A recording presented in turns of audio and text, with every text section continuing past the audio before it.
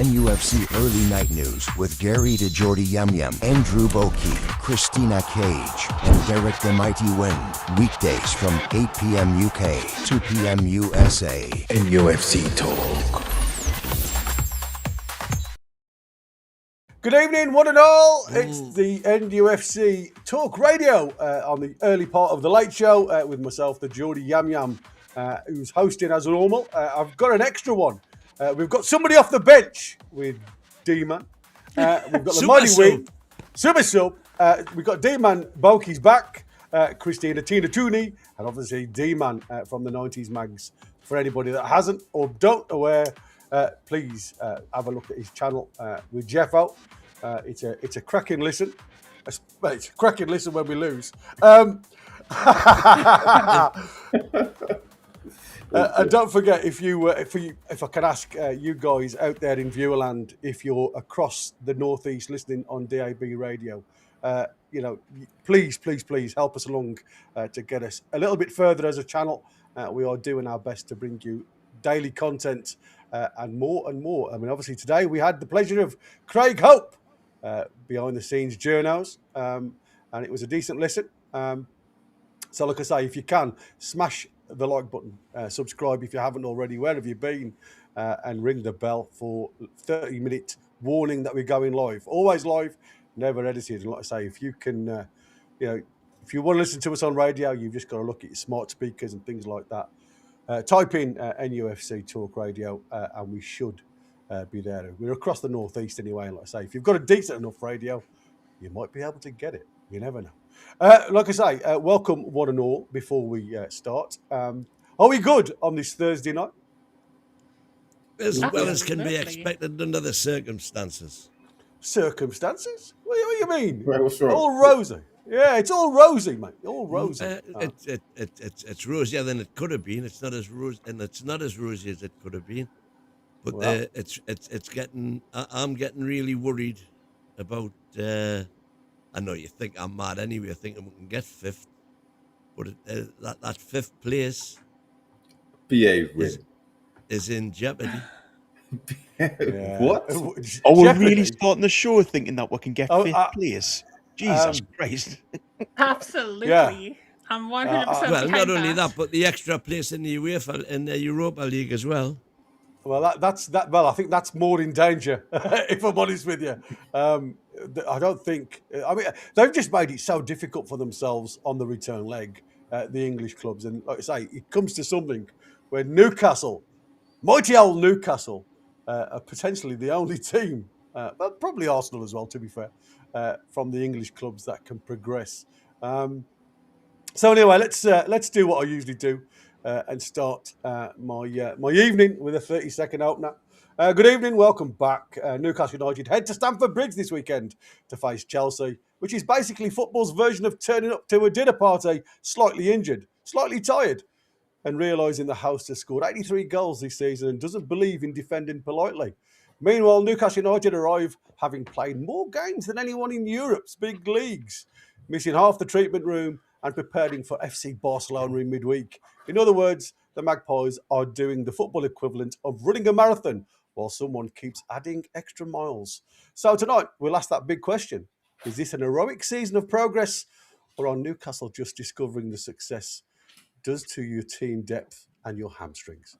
But we are going to start the show tonight with obviously a deep dive into, or quite a deep dive. We're going to have a look at Chelsea. The lads in the 9:30 show are going to look at the Confidential, Craig Hope's Confidential. They're going to deep dive into all the upcoming news. So we're going to steer clear of that because there's no point in me talking about it and then them coming on literally an hour and a half's time and repeating everything that we've said. So, gentlemen, it's been a funny one, this one, because like I say, if you listen to the pundits, Paul Merson especially, I know everybody loves Paul Merson.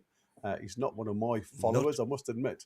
It's obviously this stage is for Chelsea and Newcastle, Saturday evening, 5:30 p.m. kickoff at Stamford Bridge, for those that don't know it. Chelsea are 5th on 48 points, Newcastle 12th on 39. But the story of Newcastle's season isn't just the league table, it's the schedule.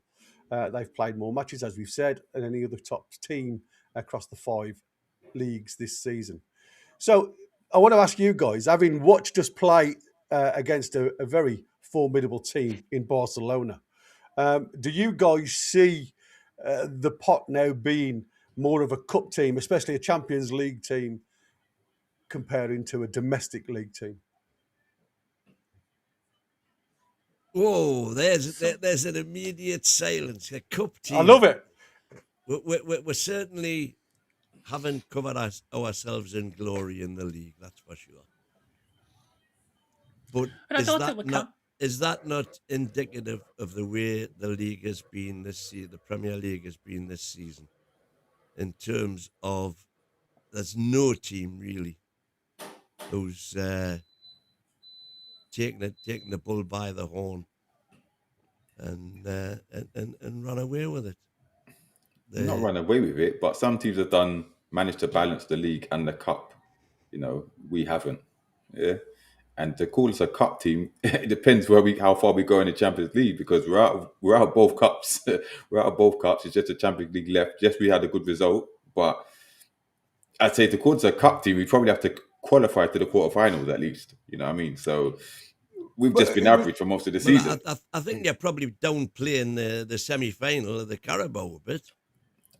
I hear you, but we went out with a whimper. So listen, we performed better in the cups, innit? That's a fact. We performed better in the cups. We played better in the cups. So in that respect, I can agree. But I just don't think we've been necessarily a cup team. I just think we've been pretty poor this season, if I'm honest, across the whole season.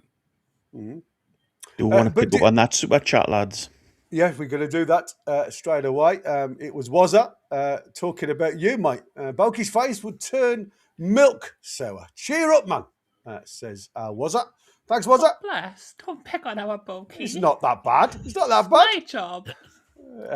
He's doing it his Mr. McCorber look with his big sideburns there.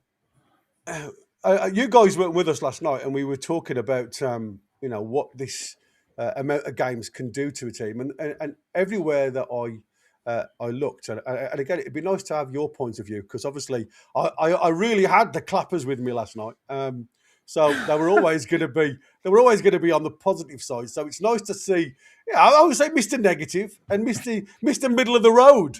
So it'll be nice to hear your points of view. Some say that playing this amount of games thus far in the season, 46 games, more than any other club, it gives you two sides of the coin. The one side of the coin is you're involved in all competitions, going further into all competitions. Now, you're quite right. We haven't really succeeded anywhere. We've got to the semi-finals and the fifth round. But to be fair, mate, it's been a while since we've achieved 46 games in a season, if we ever have, So what they're saying is that is a positive for a club as small as Newcastle to have played 46 games in March. The negative is, obviously, the squad itself isn't feasible, strong, as in depth-wise, quality-wise, to maintain a balance across all of the competitions. So something has to give. And it seemed to me, and again, I'm only reading between the lines, I've got nothing regarding information, facts, or anything else, but it seems to me, the way David Hopkinson has spoken, that finances this year is a must. And anything else doesn't get you money apart from Champions League. I think so does that excuse the domestic football being a complete failure this year under Hodgson's eyes? In which case, because let's face it, now domestically wise, Newcastle United have completely failed this season. We're out of every cup competition, and we're sitting 12th in the league behind teams like Sunderland. So domestically wise, we've not done well. Is he saying that that's okay as long as we're get to the next stage of the Champions League for the money? Because to me, that's not okay. Every competition you're in, you should be competing in. And the bread and butter for us is Premier League, and we're not competing. We're nowhere near competing. To be fair, though, we're 7 points worse off than 7 places worse off than where we finished last season.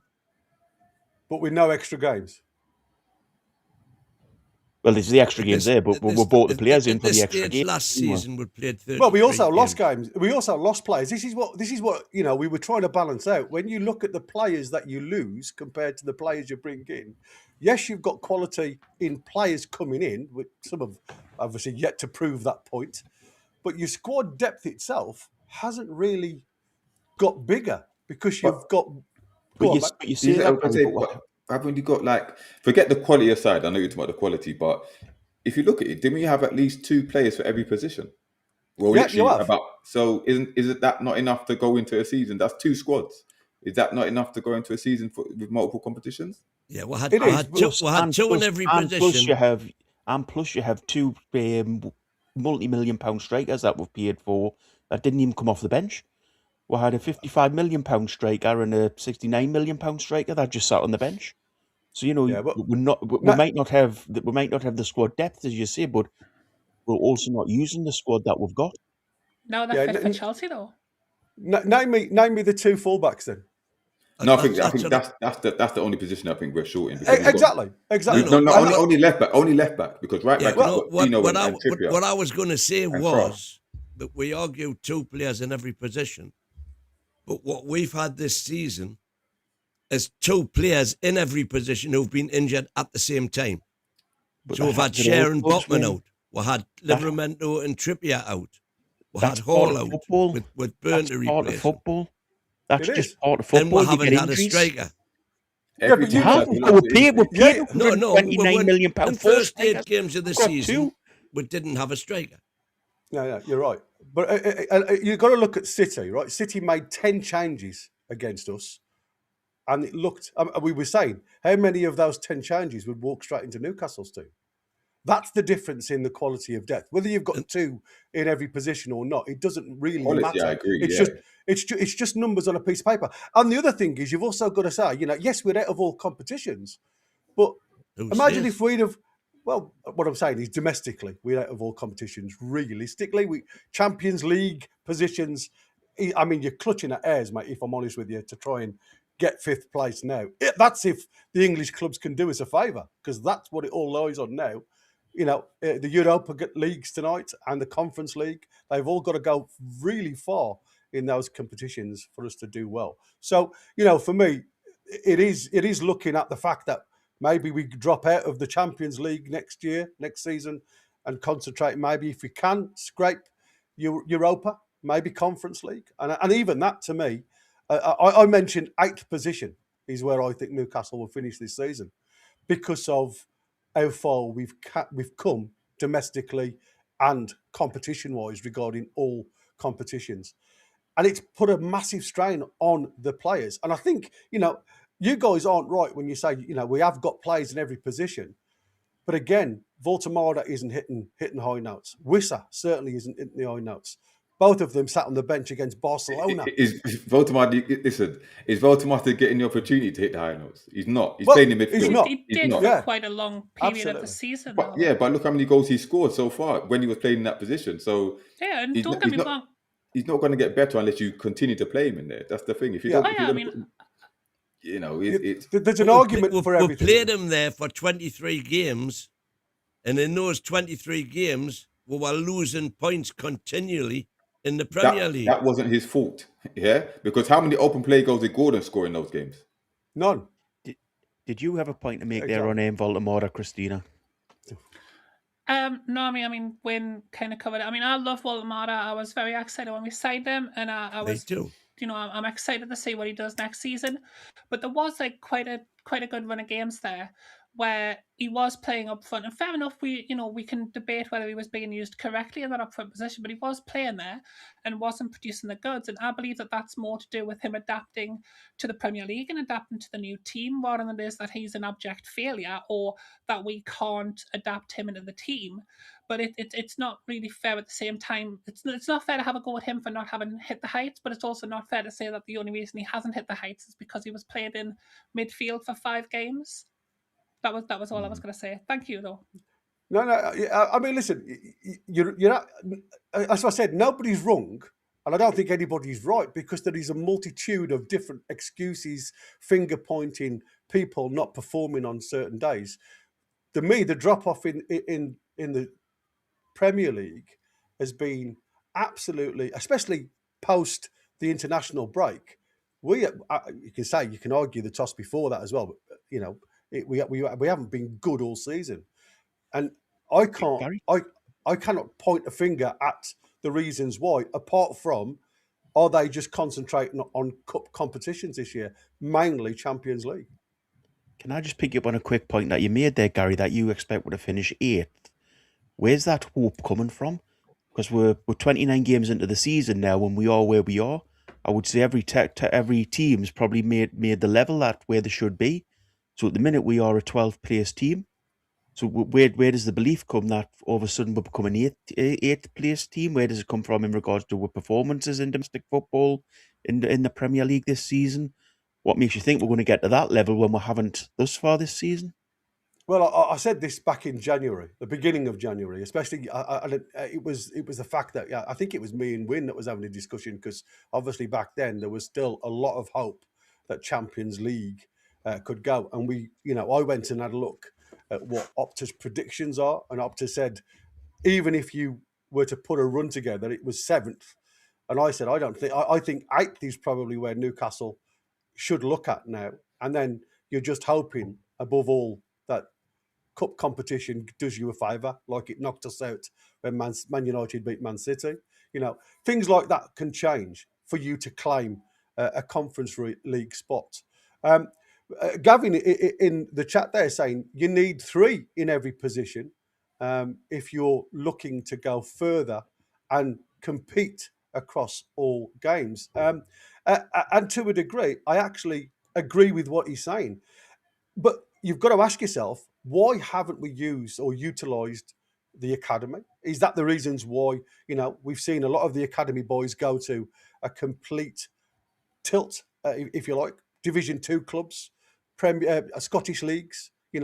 If they aren't good enough to go to decent sides out on loan, what makes us believe they can do anything in the Premier League? Well, we're not going to know unless he tries them, isn't he?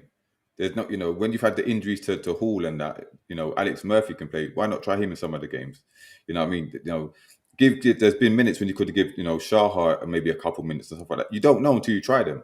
Yeah. Every other club, not every other club, but lots of other clubs play their youth. If they've got injuries, if they want to experiment, bring them through, just try it. We're not doing that great anyway. So what's the harm? What's the harm? I don't understand. How are you going to understand how good they are if you don't give them the opportunity?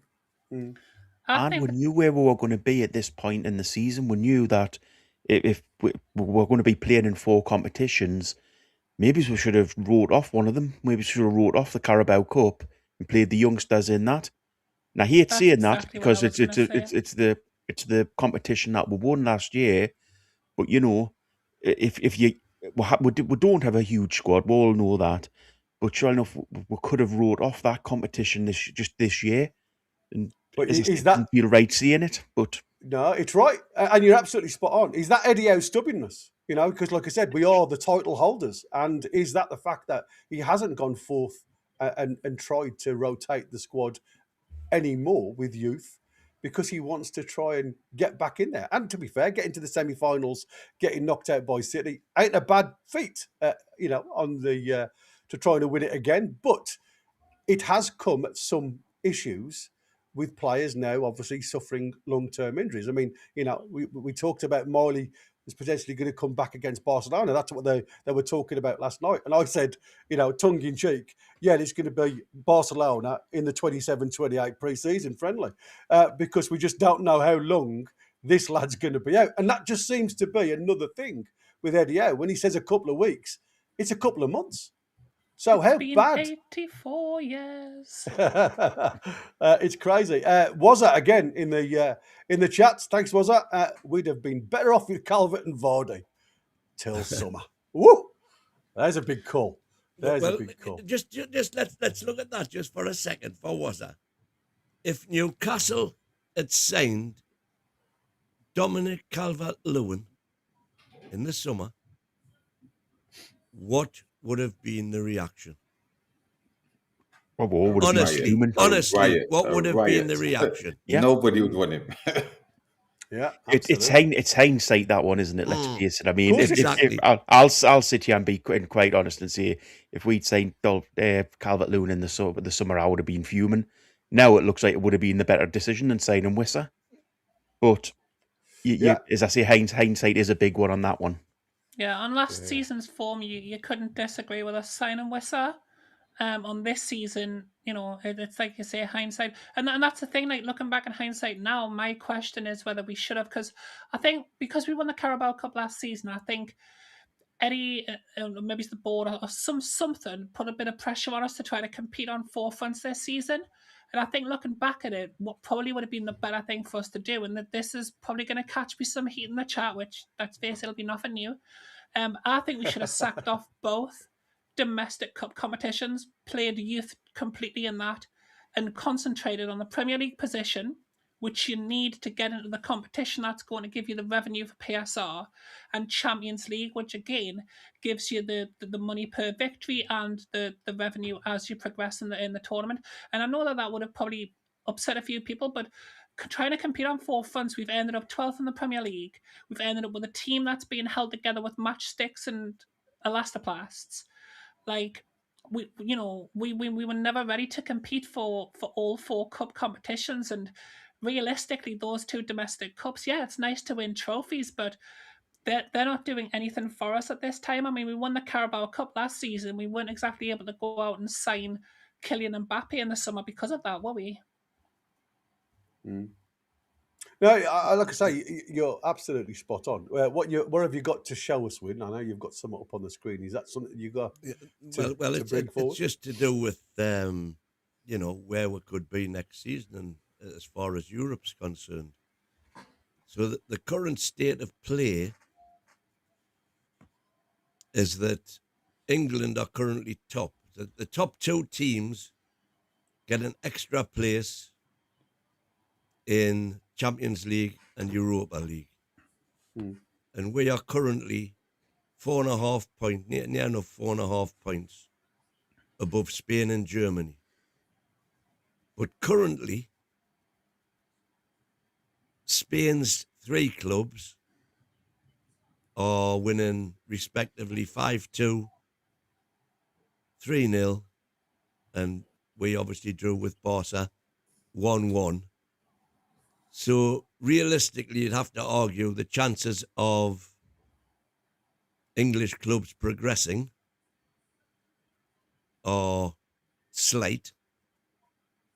And of course, that means that the Spanish clubs will get their, they continue getting points. And as far as the points are concerned, you get 2 points for a win in the Champions League, 1 point for a draw, and 2 points for progressing. The difference is we've got 9 teams involved in UEFA competition, so every point we get is divided by 9. Spain have only got 8 in, so theirs is only divided by 8. Germany 7, so theirs is divided by 7. So every win they get is worth more points to their coefficient than ours. And it gets very, very complicated. I've been grappling with it all afternoon. But the bottom line is, if we're going to this extreme to trying to get Newcastle into Europe, it shows you what a poor season we've had. Let's not go down statistics or things. It's where we should be in the Premier League. We're not a team that should be in 12th place domestically. We should be miles further up the league. This sort of thing, again, is just trying to make points around points and stats and things, which are a load of rubbish. End of the day, we shouldn't be relying on this. We should be higher up the league. Fair enough, mate. You're not getting European football this season. We're not. No, you're trying to make stats look like we're going to get European football. No, what I'm saying is that English teams generally in Europe this season have meant that that's the position we could be in, where there isn't a 5th place in the Champions League. So that 5th place then goes into Europa League. And if we don't get the extra place in the Europa League, the second place is taken by the cup winners. Same with the Championship. So that theoretically, if English teams continue doing badly, then we'll literally just have. But when you're trying to put the point on the English teams doing badly in Europe, that's a load of rubbish. The problem is we're doing badly in the Premier League. You know, you're deflecting away from the fact that we're doing absolutely terribly domestically football-wise this season. And you're using stats from Europe and the English teams in Europe to try to make some sort of point that it's their fault that we're not going to get Europe. Absolute rubbish. I'm not trying to do anything of the sort. So what's the point in this then? Well, okay. Let's say, where do you think realistically Newcastle should be in the Premier League? 6th or 7th? At least the top half. 6th or 7th, right? So 6th or 7th would guarantee Europe, right? If the English team's coefficient was where it has been this season, that would also get 8th or 9th. Maybe it's even more. Why we're going down that route, Win? If, for you're example, basically trying to use European football to justify Newcastle not being as far up the Premier League as they should be. I'm not doing anything of the sort. Well, you are, because you're trying to say we could get Europe if we were 8th or 9th or, 9th or 10th. Let's be honest, the reason we're not going to get European football next season, or we don't get European football next season, is because domestically wise this season, we've been poor, we've been rubbish. There's nobody denying that for a second. So what's the point in this little presentation? Well, what he's showing is well, for a start, you're saying we should be 6th or 7th. What's your basis for that? Well, all the metrics that you've showed us all season, all the spend, net spend, everything, which shows what 8th or 9th, 7th or 8th. 8th or 9th. Win. You've used stats all season. All season they've proved you wrong. This is really scraping the barrel now. This season isn't over yet. What we're basically saying is, it's not Newcastle United's fault we're not getting into Europe. It's the rest of the teams that are in Europe from England because they're not doing well. That is really scraping the barrel, mate. What I'm saying is, English teams' performances in Europe this season have meant that it's harder for English teams, or potentially could be harder for English teams to qualify for European competition next season. That's all I'm saying. To be fair, it's absolutely impossible if you're sitting in 12th place. And nobody answered the question of... What Bulky's saying is that those stats don't concern us. They don't concern us. I'm sorry, I think they do concern us. Nobody answered the question of what makes you think we're going to get to that level in the league. As I say, after 29 games, we're in 12th place. What makes you think all of a sudden we're going to jump up to 8th place? Where's the thing behind that? Where's the proof in the league? Beyond 5th place, man. But when we're 9 points behind it, exactly, we're in 12th place. We'll beat Chelsea on Saturday. We're 6 points behind. It's nothing. Will we beat Chelsea on Saturday? Do you believe that? Well, do you just go into games now, think we're going to win, we're going to win, we're going to beat Chelsea? We've done that all season. Because I think Chelsea will have PSV on their mind. We'll have Barcelona on our minds, no? I'm going to say, this is 6 we pointer really? for me, this is. Will we really? Of course we will. Of course you will. Yeah, of course you will. And I think the problem is, do you honestly think that we will field a team, for example, on Saturday, which would be different than the team we would field if we weren't playing Barcelona on Wednesday? When will you just answer one question? What makes you think a team that's played 29 games this season and is sitting 12th in the league, 46 games this season, in the league, can then jump up to European spaces in the last 9 games? What gives you that confidence that we're not a 12th place team? Because at this point we've played 2/3 of the crew, we've played 3/4 of the games. Because I saw the way we played against Barcelona. Have you seen the way we played in the league for the whole season? Team? Forget the Champions League. How we played in the league is the more of the... It's chalk and cheese, isn't it? And my argument is, or my belief, my hope is, that we'll suddenly start to replicate the Champions League form in the league, and when we're So you're going doing, off hope, somebody's going to not come and realism. drop You're it. going off Not hope. really. Yeah, there you go. That's the thing, isn't it? And it's got to be the mentality of the players regarding this, hasn't it? You know, and you know, this is why I'm questioning. Are they going out there thinking that the Champions League is where I want to play? So they are not giving it 100%. They're dropping off a little bit. Hence, we've seen some crazy goals against us this season, in particular. And for me, you know, you always look at teams. Always seem to struggle when they've dropped off 5%. You're never able to pick it up. You know, people. We were looking at the Spanish papers last night, and they were saying that, you know, Barca could have been and should have been punished a hell of a lot more when you read between the lines if Newcastle wasn't a poor side. That's what they're more or less they were saying. Against bigger teams, you know, Barcelona at the Nou Camp could have been facing a 3+ goals deficit, and I think, you know, there is a point to that. We did miss a lot going forward in the final third. It was a great game. I loved every minute of it, but I think we're still struggling clinically, and maybe that is the pressure that has been put on them from, you know, the boys in the boardroom. I'm not sure whether it's Eddie Howe or who it is, but it certainly seems as though there's a different mentality shift when it comes to Champions League football versus domestic league football. And we all sat here.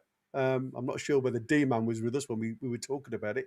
What is the bread and butter? Now, I think Win was the only one that says Champions League.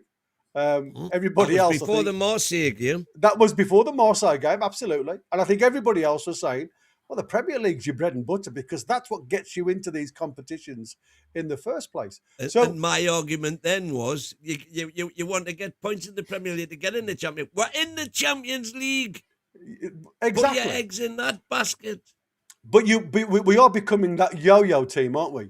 You're becoming the team where one season you're flying, the season after you're dropping off because you're in the Champions League and you've got other domestic cups and everything else to follow.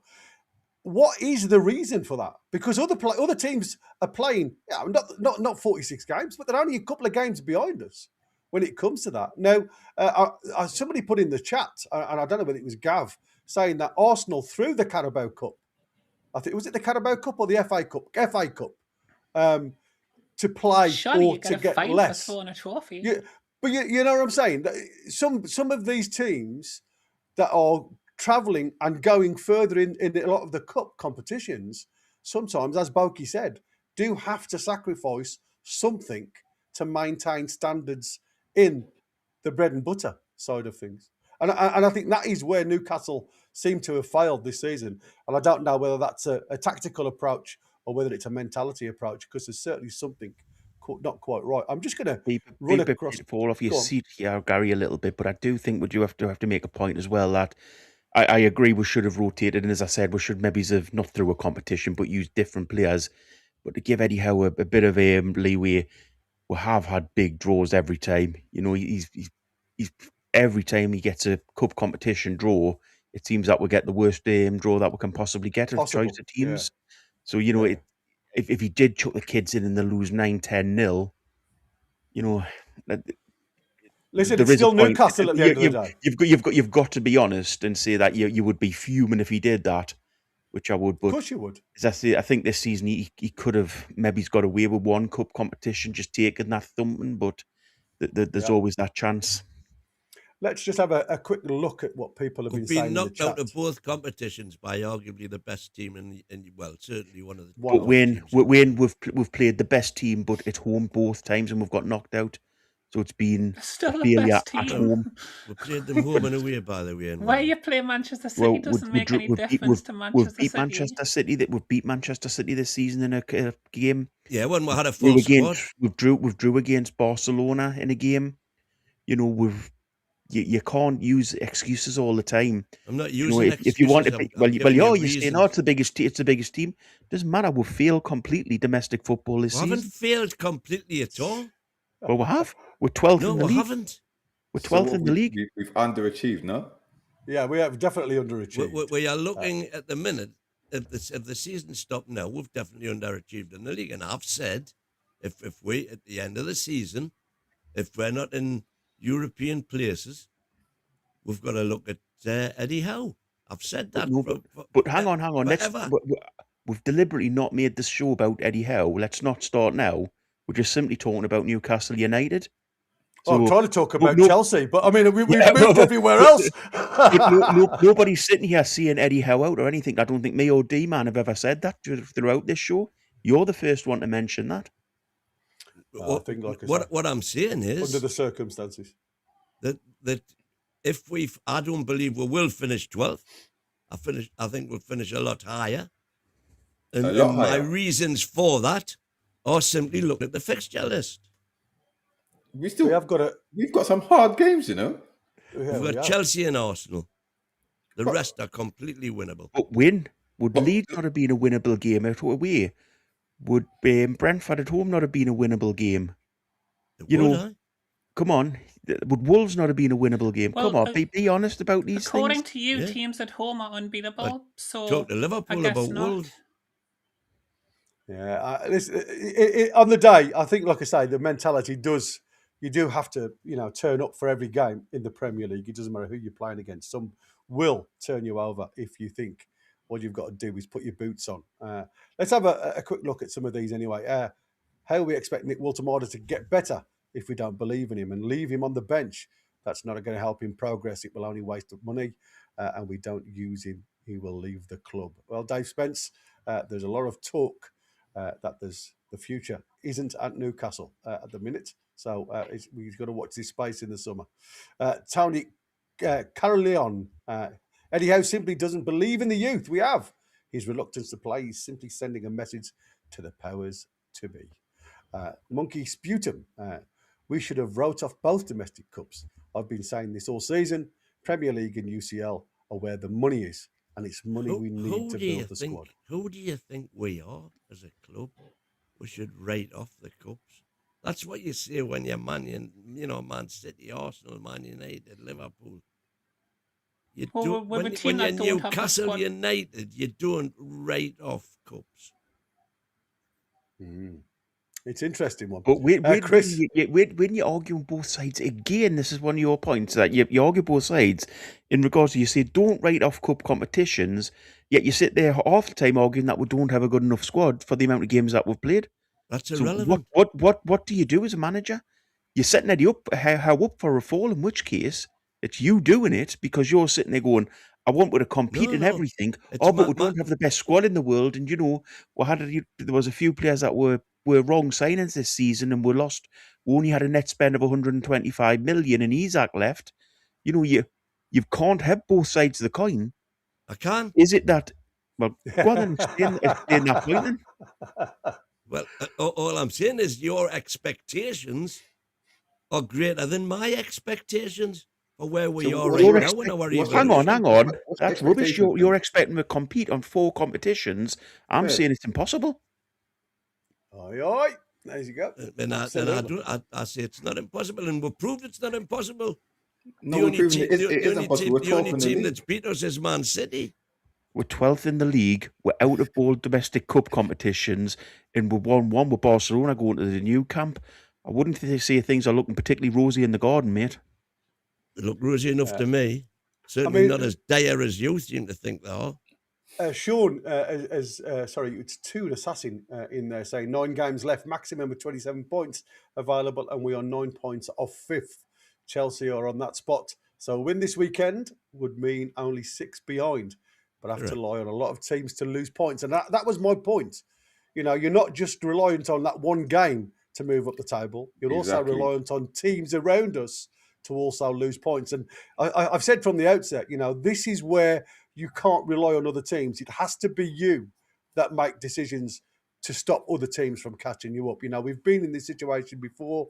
I remember us being 12 points in front once in the Premier League. And we lost it.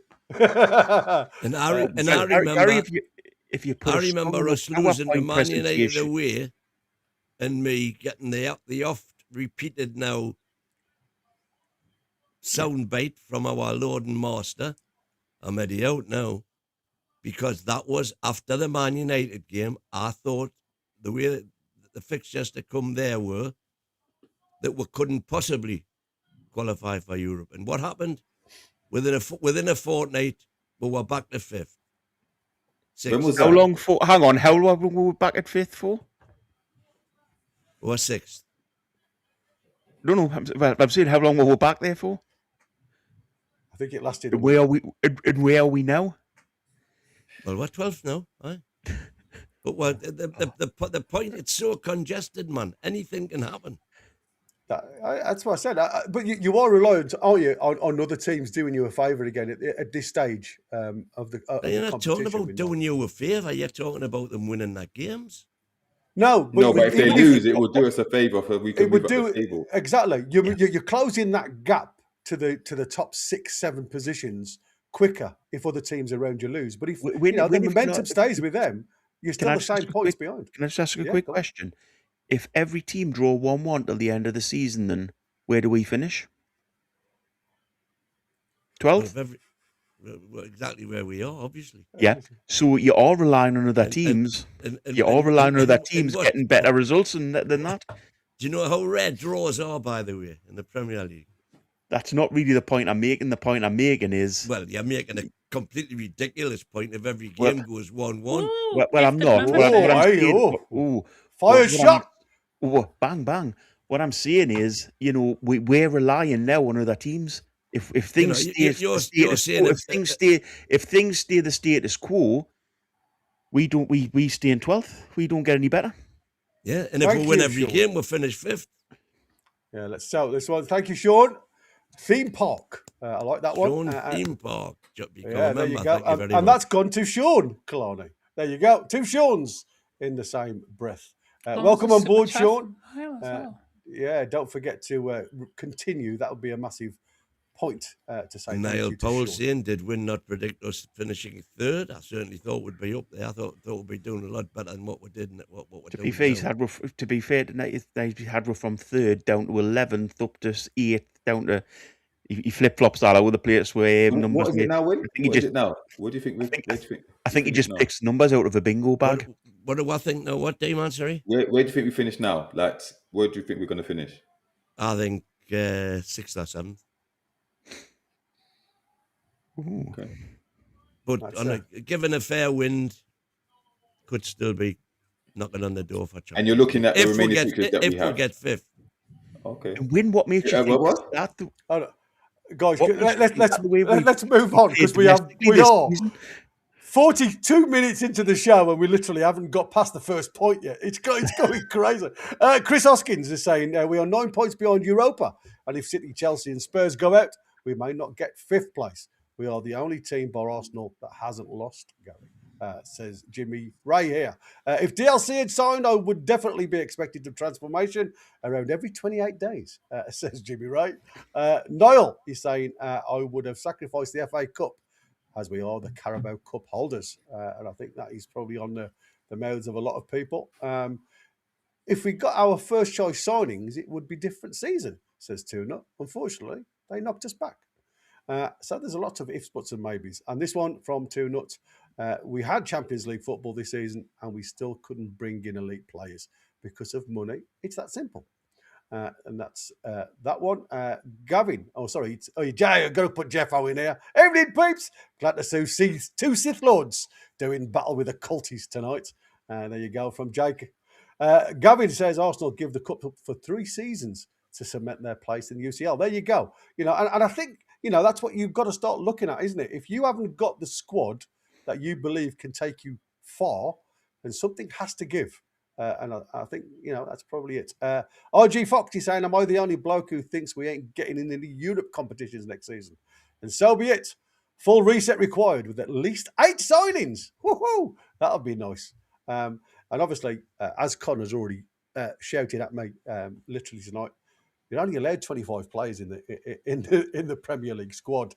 But if you've got 25 players of quality, then you've got obviously a lot more chance. And I think that if you look really deeply, 17 players, you could probably say, at a push, Newcastle have that could do something for you. And out of those 17s, there's a few that just haven't turned up this season. So you've got to ask the reasons why. Is it Eddie Howe's coaching? And according to a lot of players, it's not. Eddie Howe does bring the best out of you. So what is it about players coming to St James's Park and not performing? I don't know, but on that question, how many? I asked the question last week, I think it was. How many players have we got who would get into any of the elites teams? And I think you're struggling to get to 6. And out of those 6, I'm struggling to get to 4, never mind 6. Well, there you go. And 6 means that we've got more than half their team.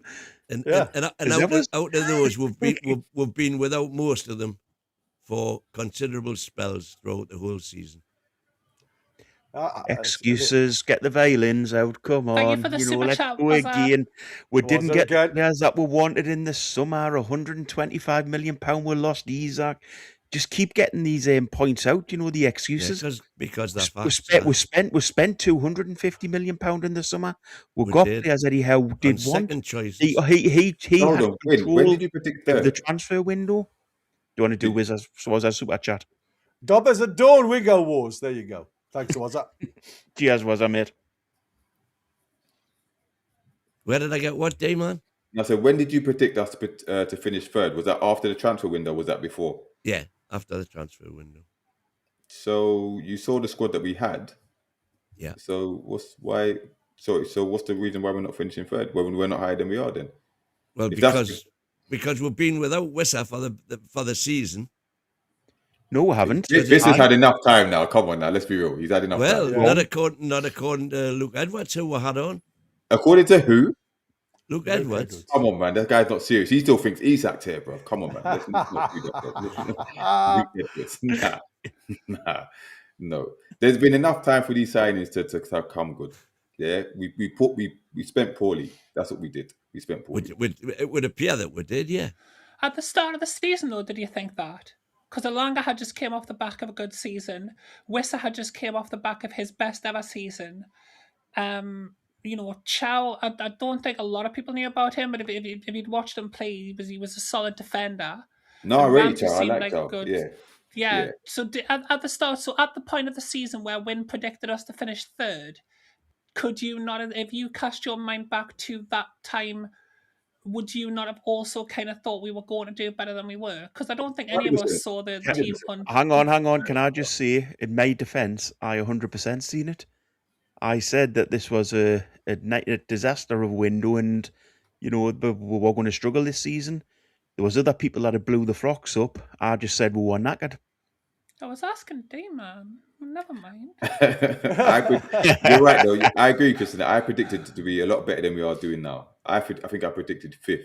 I thought, So in that respect, I agree. But you could reel them off again. Who we got in compared to who they replaced, and there was an undoubted improvement. Shout out to the super chat from Phil as well, who has jailed Borky, which I'm always in favour of. Hey! I've never seen such ages shots fired in my life. Jailed Borky. Right then, let's get it. Yes, Phil. Christina's only 5 years older than us, though. You can't call us for that. Wow. Yeah. Now do you see why I hate him? No, I don't hate you, Borky. Yeah, that's a strong word. That hate. Yeah, I take that back instantly. But I was going to say, can I just answer 3 points that I didn't get a chance to answer on before? Of course. Because I can answer Borky's question, and I can answer the Spanish press. Thank you for the super chat, Connor, who says free Borky the realist. So you've let Borky out of jail. So what I'm going to need from chat, as well as, because Lee said hello, Troll said hello. I hope the two of you have dropped a like already, because that really helps us. I want that from the rest of the chat, but I also want us for somebody to drop another super chat, get Borky back in jail while I'm answering these 3 points from earlier on. So point number 1, the Spanish press. I don't hear you. I take that back. Let me get these points out, because I might not get another chance to speak for the rest of the show. We went 45 minutes in already.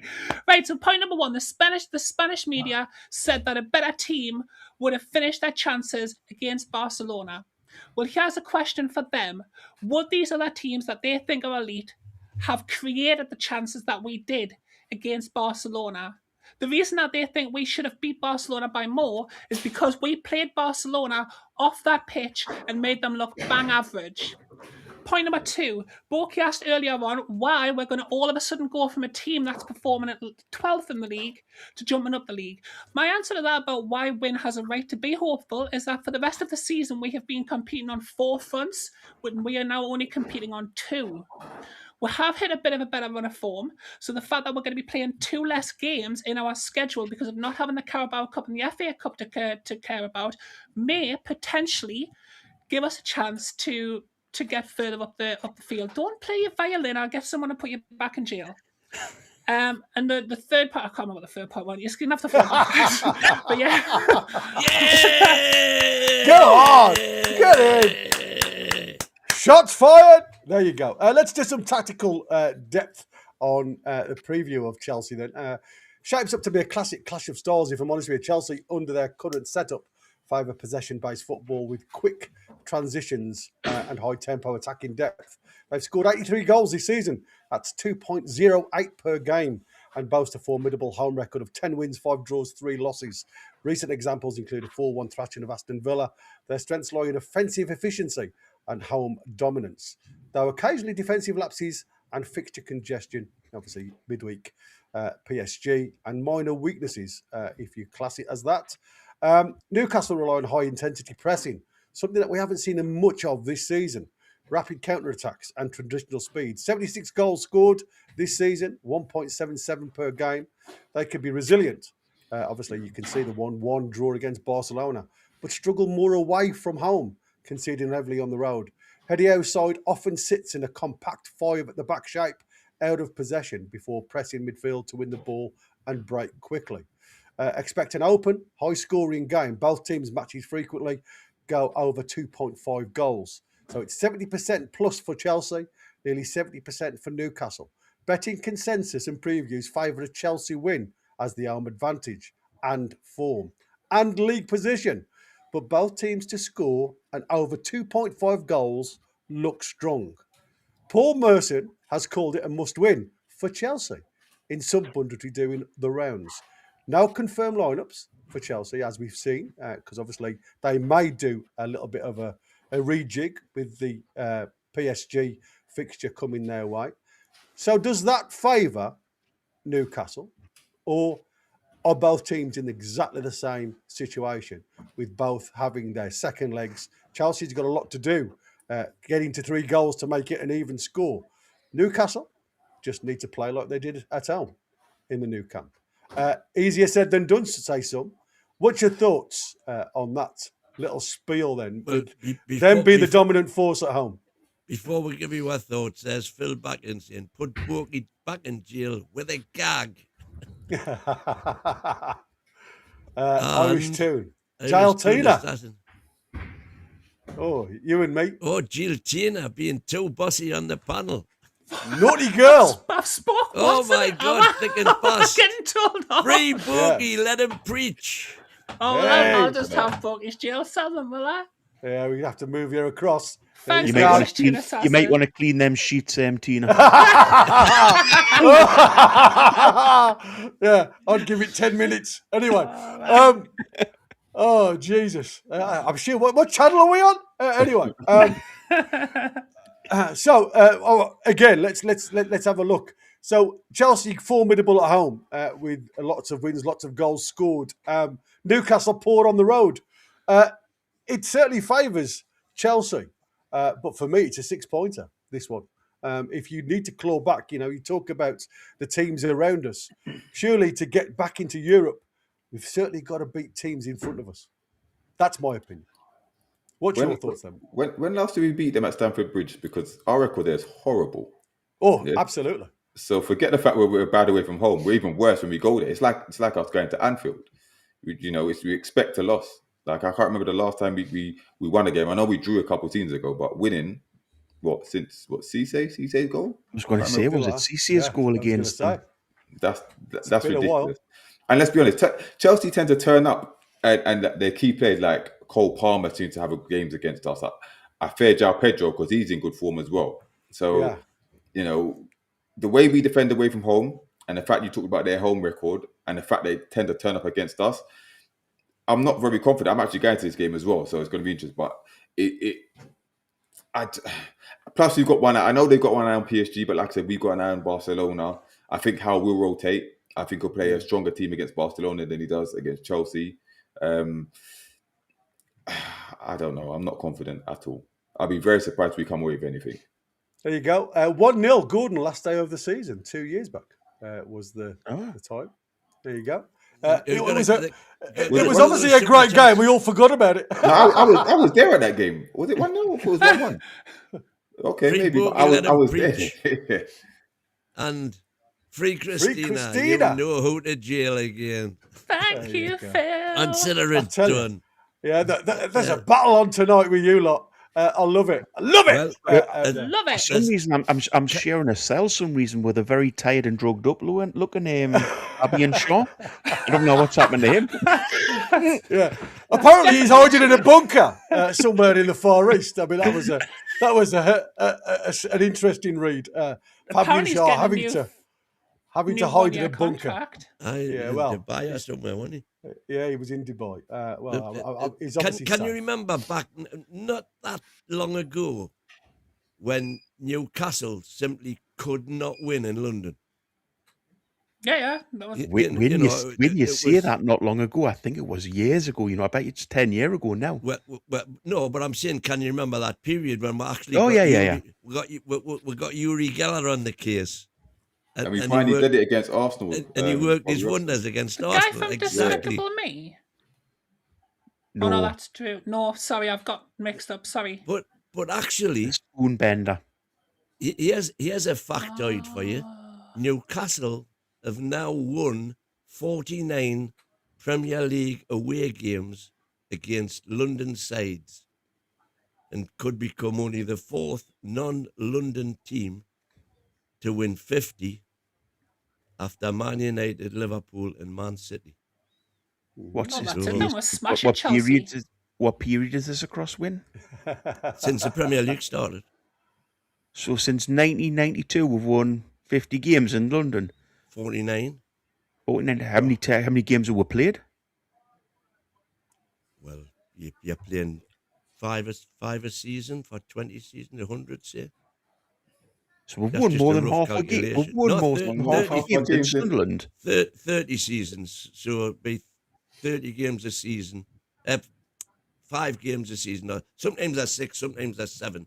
So it's difficult to... 6, 7. Yeah, 49 out of 150, I don't know, let's say.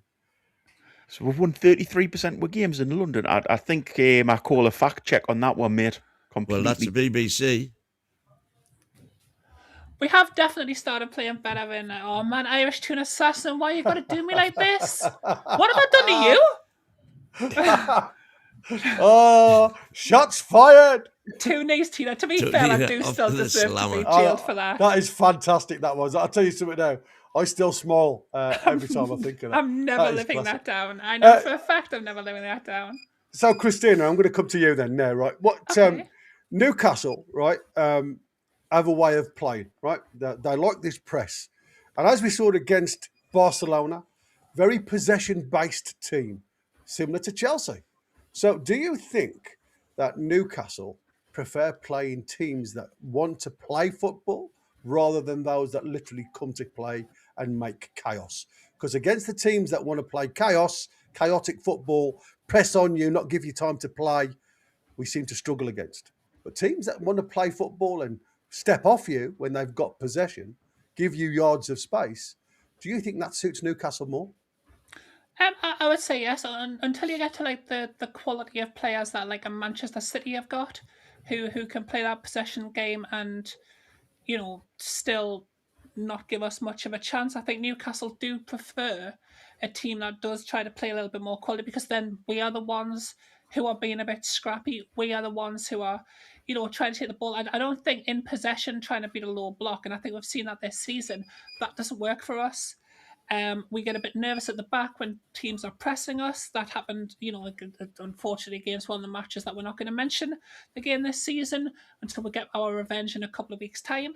But yeah, I think Chelsea, and we saw this last time we played against Chelsea, up until like the Manchester United game, I thought Chelsea, and I got a lot of like pushback against it. I thought Chelsea at home was one of our best performances. And I know there was a couple of goals that they scored in the second half, but I don't think we sat back against them like we had been trying to do when we had taken the lead against what you would probably consider lesser talented football teams. We saw what we did to Barcelona, and I think Chelsea, although, and don't get me wrong, they do have class players, and they are a good team who are going to be very difficult to beat. But I think, we do have to look at the rotation that we have done does give us a little bit of fitness for this weekend, because Wissa and Waldemar both didn't play a minute against Waldemar didn't play a minute against Barcelona. So you've got a bit of fitness there to bring in. We've got Gordon, who only played a very short period of time in that. Murphy was quite well rested. So there is players that we could bring in to have the fitness up there to press Chelsea. And I don't think Chelsea are going to like that. They certainly didn't like it up here. And we've kind of turned a corner, as Win was pointing out, against London teams. So, yeah, I 100% think that this will be a good game for us. I'm not going wild and saying we're going to beat them 8-0, but we're totally going to beat them 8-0. Thanks, was it again? Need get Tina out of jail in the double. There you go. Thank you, mate. I mean, you were mates. Only on a weekend. I mean, D, I'll come to you for this one then. If you look at where we are regarding our current form, isn't great on the road, so we know that. So if I was to ask you, if Newcastle sit in a 5 at the back shape, is that pragmatic or negative?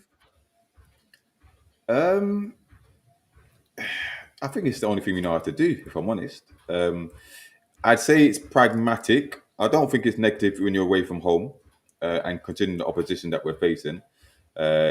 Maybe we can make it difficult for Chelsea to break us down. And like I said, with the pace that we have, we can probably trouble them on the break, because they're not great defensively. I don't trust their centre backs and stuff like that. So if they commit forward, we give us the opportunity. Again, we have to be clinical with it. That's something that we've been lacking of late. But yeah, I don't have a problem with the 5 at the back, especially away from home, against a team like Chelsea. When it's against teams like Wolves or Brentford or something like that, that's when I have an issue. Teams that I think that we're better than, that's when I have the issue. But a game like this, especially at a ground where we don't do well, we want to keep it tight. 5 at the back defensively, I don't have a problem with. But as long as we utilise the break and we have the players on the pitch to trouble them on the break. So I'm going to come to you on this one then, Win. Where does this game get decided tactically then? For me, it's all about midfield control. I think, the likes of Enzo, we see how dangerous that lad can be in the middle of the park, goes into space if you've not got your finger on the pulse. So we need a tight midfield as we had against Barcelona. Or do you think it's literally defensive organisation? You've seen a pragmatic call from D-Man there. Where do you think this is won? Do you think it's a case of letting them feel comfortable, leading them into a full sense of security going forward, and then hitting them with pace on the break? Well, I think we're capable of doing that, but the problem we have is when we do hit them on the break, we've got to finish with dinner. And that's what's been the main problem all season. And it's about taking your chances when you make them, and we're making them. We're making chances galore, but we're just not finishing them, and that's a worry. Yeah, interesting.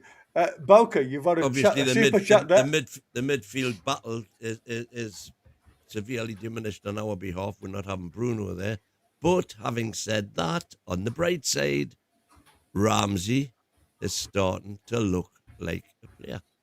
I was literally about to ask that, whether you thought that Ramsey's uptick in form recently was making you feel a little bit more confident about that midfield battle than you would have otherwise been, like before.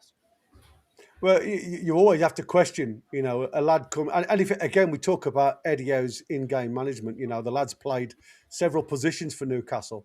Again, you talk about, is the position playing the player rather than the player playing the position. And again, it baffles me how many times Eddie Howe has to move a player around in a squad of 11 to try and find a formation that suits. And it seems when J7's missing from that left centre midfield, that hurts us more than Bruno missing from the right centre midfield. We've got Willett can jump in there that seems to have no issue. He runs forward, don't really see much coming back. But like you said, for me, Ramsey was one of the star players against Barcelona. For me, he certainly moved the play and the rest of the lads on the front foot, on the press, and tried to win that ball as high up the field as he possibly could. Boki, this one for you then, dude. We know this one's for you from was I put Boki in solitary for using my name in vain. Get on you, was I keep piling on him. Thank you for the super chat. Indeed. I'll go and sit in the corner for 5 minutes, was I? I was going to say, everybody was saying you've escaped. I feel bad now. You've escaped just because you'd left the scene behind the bars. I said, no, just using the dunny, mate, but you can't see it. Anyway. Just on that as well. You did mention something again there, Gary, about J7, because we do miss him when he's not in the midfield. Well, I mean, and again, we've been without him for umpteen games this season. Do you think his profile is needed for every kind of game that we play, though? I think against possession-based teams, definitely. Yeah. I think what he does, and he's in the form of his life at the minute for me. I thought he would. I thought Lewis Hall was man of the match, but I thought J7 was a close runner-up. I think since he's... Go on. I was just going to say, I think since he came back from his last little spat away when he had a bit of a fitness issue, a bit of an injury. Since he's came back from that, he's been absolutely the old Joe Linton. I think earlier in the season he was kind of off the pace a little bit. I think since he's came back, he's been sensational. He's been great on the ball. He's been really good at hustling for the ball, and he's still coming and chinning people, even though he is now playing really well and delicately with these actual touches. So I think we're getting the absolute best of J7. So at the minute, I think it's not necessarily his profile that's needed for every game. It's him himself that's needed. He's such an integral part of the midfield, especially when we don't have the likes of Bruno Guimarães. Yeah, I think. Can I just pick up on J7? I think he's potentially going to become a liability. When you watch him at times, his attitude and the fouling that he's doing, referees are going to start picking up on this soon, and he's going to start getting sent off. And when he does get booked, you seen it the other week with Tonali, having to grab him by the collar and drag him away from situations. That was one instance. He's got to start calming down with these tackles. Yeah, that kind of profile is not needed for every single game. Like, I prefer Ramsey sometimes. Absolutely. He put his foot on the ball, can turn on a half, receive the ball on a half turn, drive with it. Joe Linton, yes, when you need them games under the lights against, like you said, teams that dominate possession, we need to bully them with physicality. Joe Linton's your man. You know what I mean? Absolutely. But I agree, he's been amazing since he's come back from injury. I do agree with that. I don't think he could have had a better accolade than somebody the profile of Pedri, having to change tactically, and Phil has put it in there. He swapped sides to avoid J7, and J7 followed him. Obviously, that was his tact for the night, and he stopped Pedri from playing a lot of football, to be fair. And when Pedri comes Pedri the press, was the architect. Oh, absolutely, of the game early on in the season. To be fair, after what Borky's just said, he's going to have to change sides of the street if he walks past Joe Linton, or he's going to be the one that's getting chinned off Joe Linton. I'm not scared of Joe Linton. Whoa, there you go. Not from behind the bars, you ain't. Oh, no. One for you then, Win. How much do you think the loss of the likes of Bruno in these type of games? I mean, we've seen what the lads are doing on social media. How big is a loss like Bruno in terms of leadership and control? You've got Shaw. Newcastle really haven't got that spare body that can play balls from the back over the top. Decent balls. And I'm not saying, all of Shaw's balls are fantastic, but he has that ability to break lines. We've seen it. I mean, I was amazed with some of Dan Burns' diagonal balls, especially the one out to Trippier. It was an absolute sweet 60-yard pass left to right from Dan Burn. Malik Chow's got it, but Malik Chow really likes to put it and fizz it through the floor. That's what I like about Ramsdale. Ramsdale breaks lines through the ground. I mean, when you put the ball in the air, it becomes a 50-50 chance. When you fizz it into feet through the floor, as Ramsdale was doing, it gives you a lot more opportunity. 75% is the going rate, they say, to retain possession higher up the field. So for me, are we now seeing how vulnerable Newcastle are? Or as you've just said there, has Ramsey been that player that's come in and fit that bill and fit the role of Bruno perfectly? He's probably better than we've had to replace him. Even Miley, at his best, is not. Still hasn't got the forward thinking armory that Bruno's got, or indeed that Ramsey is now showing. So that's another thing that gives us a bit of hope for Saturday. So this is one for everybody then, because like I say, I'm looking at the time and I've got a couple of more segments that I want to come to. Chelsea have scored, as I said, over 2 goals per game this season. How do we stop it? Set Joe Linton on Joe Pedro. I was going to say tie the laces together, but they don't wear laces these days. I quite like the idea of the 3 at the back, Gary. I think I don't normally go along with it, but for this game especially, you go with the 3 at the back, and you go with Hall and Tino on the wings. You know, it gives you good attacking options going forward, but it also gives you a strong base at the back defence. I think the 3 defenders together, if you've got it, obviously it would be Chow, Botman, and Byrne. Those 3 attributes sort of complement each other. So, you know, what some of them fail in, the other ones make up for. And then if you go with a strong midfield as well, and maybe play a false number 9 this game. You know, go with the 3 in midfield, go with 2 wingers, and play literally a false number 9. Maybe that's a thing to try. And I think if we did that, we would never get past the halfway line. Oh, I disagree. I think we've played very good with 3 at the back. The only thing that I was going to... Can you tell me when? Yeah, Leeds? I mean, against Manchester City, against Leeds, against... When do you go to the games? When you're talking about... He leaves at half-time. Do you ever watch Newcastle United? Against Man City, we had Hall in Livramento. There's been games that we've played the 3 at the back and it worked. They could play tomorrow. Who did we play before Wolves? That's the exact point I'm making. We've got those 2 back. But what I'm saying is when we beat Man City, we didn't play 5 at the back. No, but who did we play before Wolves? Well, other than everybody goes back to last season, Arsenal and all this. This season, when we've tried 3 at the back, we've been toothless. Against who? We've been toothless no matter how many we've played at the back. Well, we've only tried 2, it about 3, 5 times, 5, I think. 6, 7 at the back. We've been toothless all season, no matter what. There's definitely been ones that it looked good. It was literally before we played again. I'm sure it was before we played against Wolves, whoever the game was before then, and I can't remember who it was because I didn't know I was going to have to think about it. But I don't say that it's been an issue because it gives you a chance to push Hall further forward. It gives you a chance to push Tino or Trippier further forward. And our 3 centre-backs, I mean, Chow can carry a ball forward. Dan Burn always kind of wanders off, and it gives Botman a little bit of cover while he's, shall we say, suspect of his quality being there in his last couple of appearances. I definitely would not be adverse to seeing us play 3 at the back. It's an interesting one.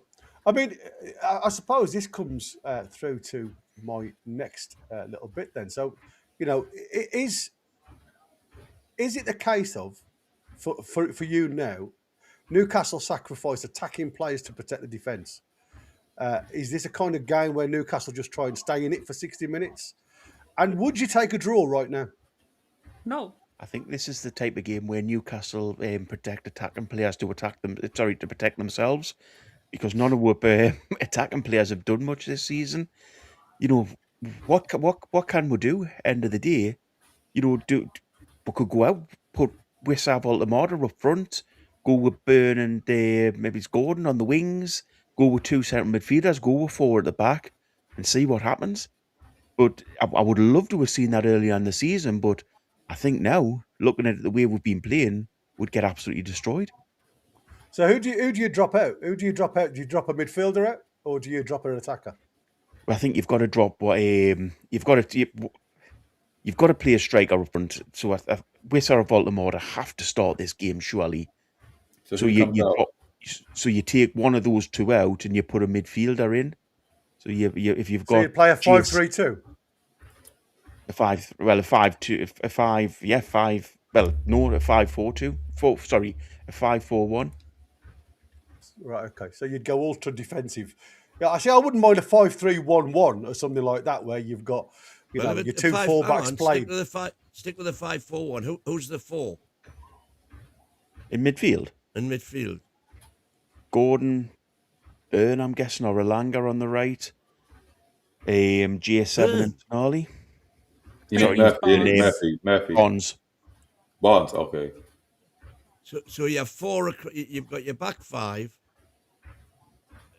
assuming all the centre backs are fit, and then you have 4 is Barnes,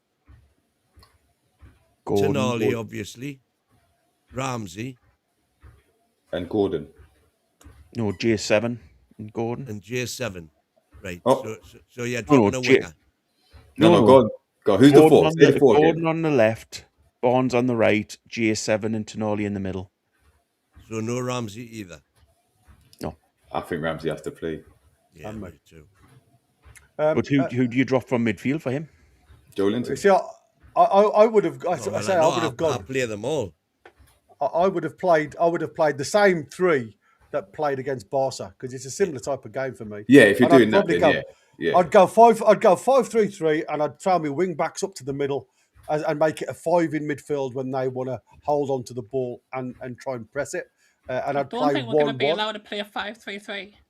No, 5-3-2. That's what you play. 5-3-2. Sorry, I was looking at 3 at the back completely different to you. You are saying 5. I was saying 3. Then your wing backs being almost like in place of your wingers. Like I was seeing it as a very attacking version of that. If we're going to go defensively, I'd prefer us to just play the normal 4-3-3. Super chat from Wazza though, saying that he loves 3 at the back, but we ain't got the cover at the moment, which is a fair point. We've got 2.5 fit centre backs. What the worrying thing is with that statement, we only technically have one. If you count Kraft, 2 defenders out. So we're not that short at the back, really, in regards to the players that we have available in the squad. It's just down to, is there enough players in the squad to cover? I think that's the big question, isn't it? This is massive point. Why didn't he bring Target? Again, I brought this point up. Why didn't he bring Target back to help within that position? He didn't. I mean, it was questioned, wasn't it? Well, I don't think it was whether he wanted to come back. I just don't think he would have got the game time. Yeah, I mean, but he never did. That's what he said. He said he needed to look at the time it was going to take for players to get fit. And I think why he was talking about these 2 weeks for Miley, you'd got cover right back while Tino was out. But unfortunately, I don't think the assessment of Miley's injury was first thought that serious. It obviously was and has been. For him to be out so long with this dead leg, so-called. Can we pick up on this at some point next week in a show about how poor sort of the diagnostics have been of the injuries of our players? Because it seems, we're being told 1-2 weeks and it's end up months when a lot of players are being out. Why is this going wrong? And I don't want the answer now, but sort of, No. Pick up next week. I can give you an answer now, because I think all it is mind games. If I'm honest with you, I just think Eddie Howe just keeps saying it, even though he may know the truth. I just think Eddie Howe's not going to tell the worldwide, if you like, that these players aren't going to be available in 2 or 3 weeks' time. And that's what I've done myself. I've had a player that's been out all season, and I've not said anything when I've been doing my little chat to the local radio stations, it's just been a case of, yeah, he's took a knock. We're looking for him to be back in a couple of weeks. That's all I've said. And that is it. He's been out all season. But that's just what you do as a skipper. You know, you just got to try and bull it a little bit, especially if it's a decent player that's out there. We did Waz's super chat, so let's crack on.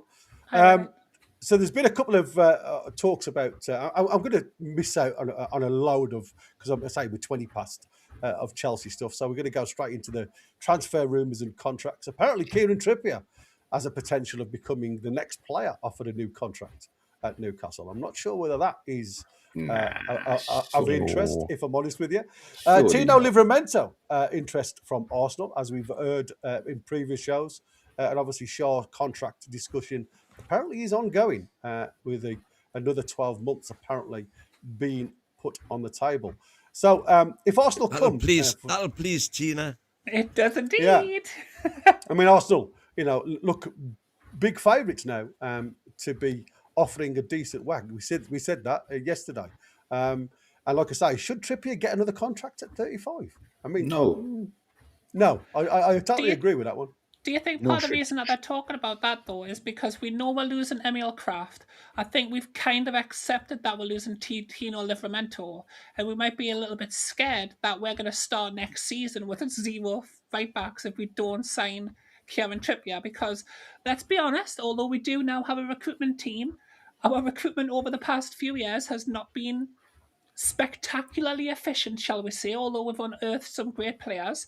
We don't generally do our work in the transfer window until there's about 2.5 days left, and then we just try to cram it like some sort of university student. It hasn't worked out. So I think that might be why we're thinking, shall we just keep Kieran just in case we don't sign anyone? What we need to do is have two at the start of the window. Have a left back and a right back lined up to sign and sign them straight away. Oh, I agree. Do you have faith that we'll do that, though? Well, this is what a big club would do, and this is what a proper recruitment team would do. And if they don't do this, it really is neglecting what we need. They need to have two players set up because we need them anyway. So it makes no difference when we sign them, and then it takes away all the pressure of if Tino does decide to leave. Of him coming in, and to be honest, we shouldn't be offering Shaw a new contract either. No. Oh, I'm bulky out now. We shouldn't. Burns is going to be the older defender in the back line. We need a young central defender as well to come in, so that we've got before. Shock horror probe. I mean, I actually agreed with Borky in January. I'm way out now, regardless of. What Eddie was continually saying when asked about the window, going right up to its opening and through it, but waiting to see what happens with the injuries. That was his constant message. You know, we're not making any rash decisions because we're waiting to. But as Bogey said, quite rightly in my opinion, then we're going to need them in the summer anyway. You know, so get them now, and then we've got them for the rest of the season to boot. I mean, the chat is that Trippier is looking for a 2-year contract.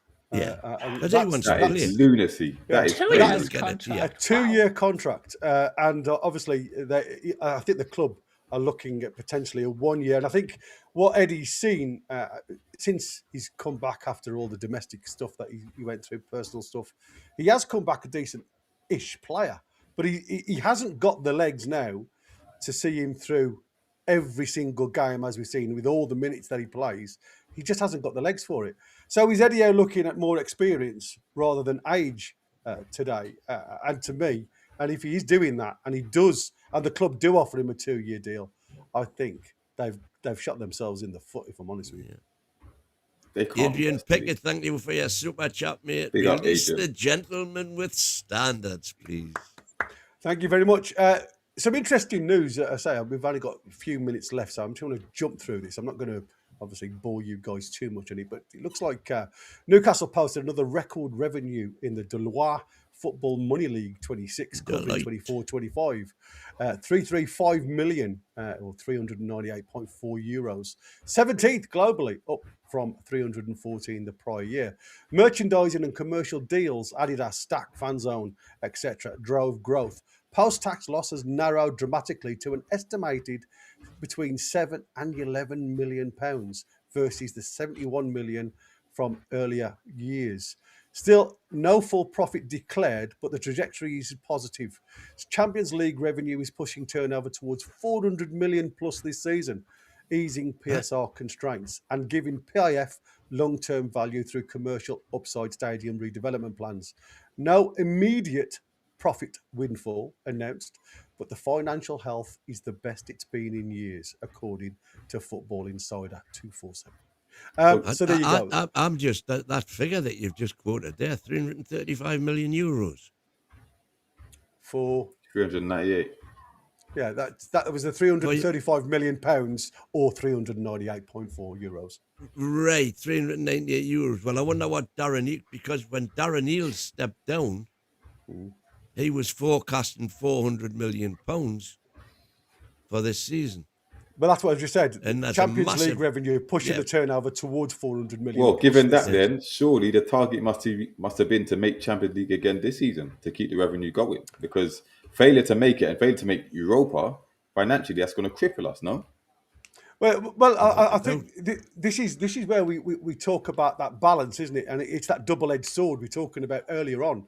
You know, Champions League is where the money is. We know that, and you can see the finances. And I believe what I was reading earlier on was the fact that this is the first year that PIF could end up being profits rather than in the negative. So that's going to be news to their ears, surely.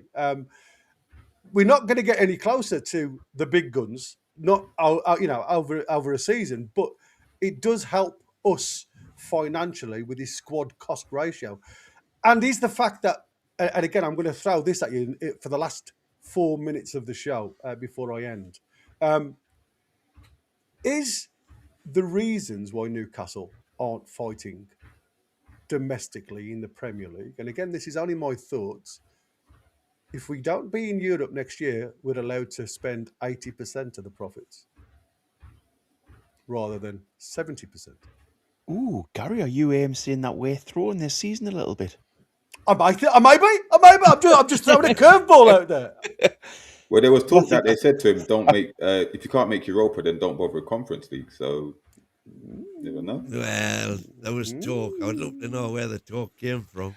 To be fair, in our current predicament, you could see that being a thing where that would be why we went for the cups rather than the league, so that we kind of miss out on that, so that we can add more to the squad in the summer this season, because we know that to compete on all four fronts and to raise up the Premier League, we are going to need to bring a few players in, and I don't think there's anybody who thinks we don't need to do that.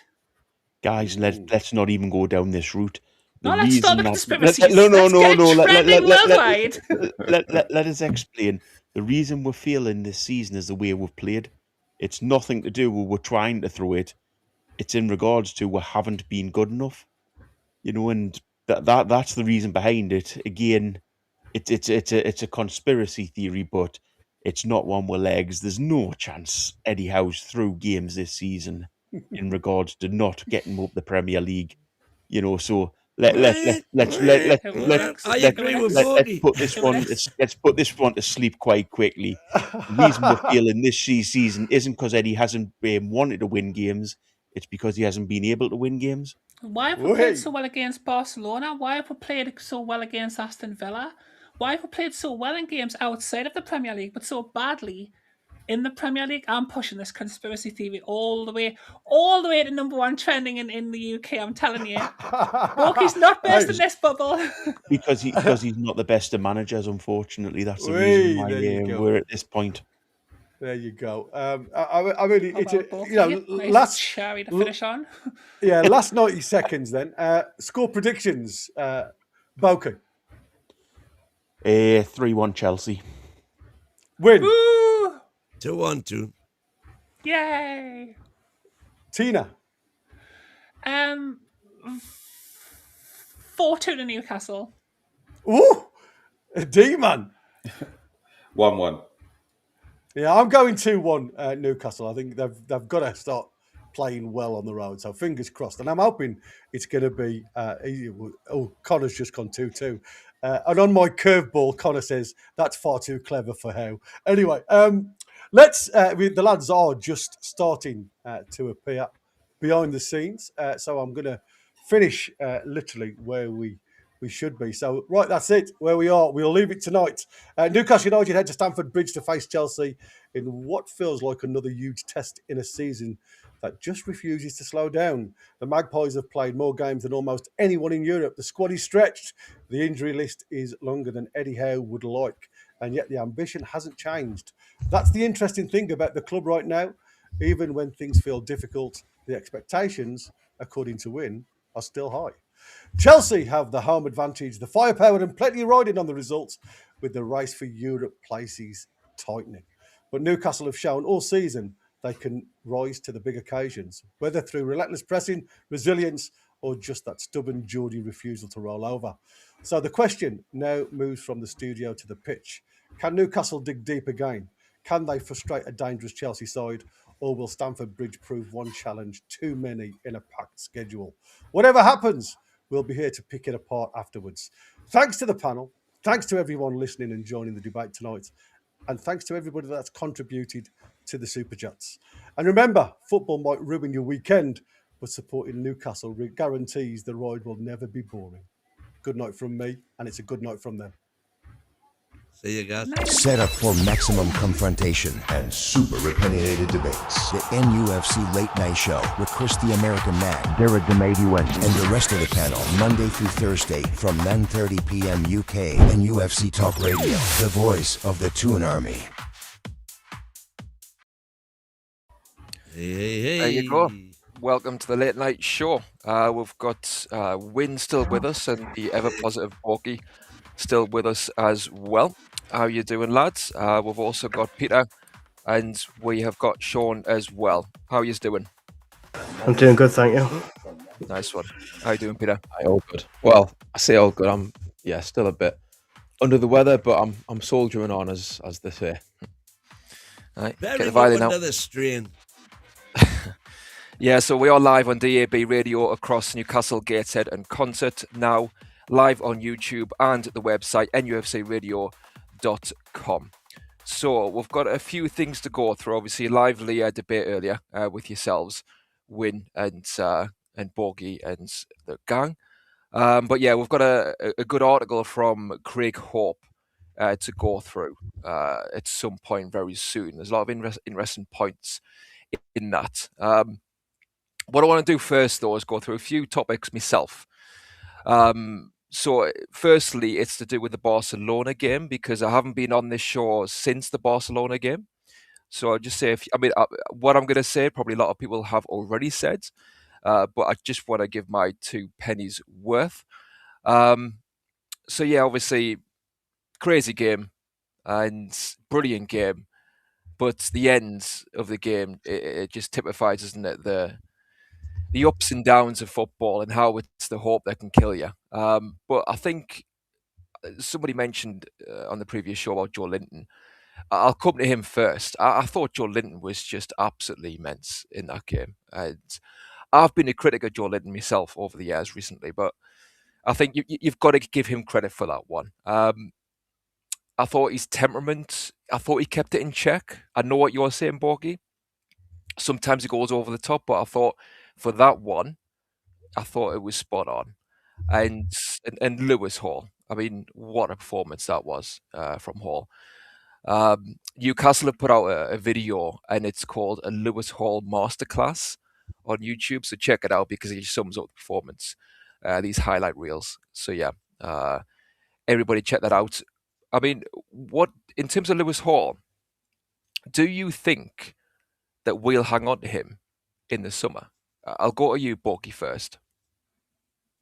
I think with Lewis Hall, if I'm honest, if I was another club looking in, I know there's a load of talk around Tino with Arsenal and Man City being in for him and Man United wanting him. If I'm perfectly honest, looking at it personally, I'd want Hall. If I was one of those clubs, I think he's the player that.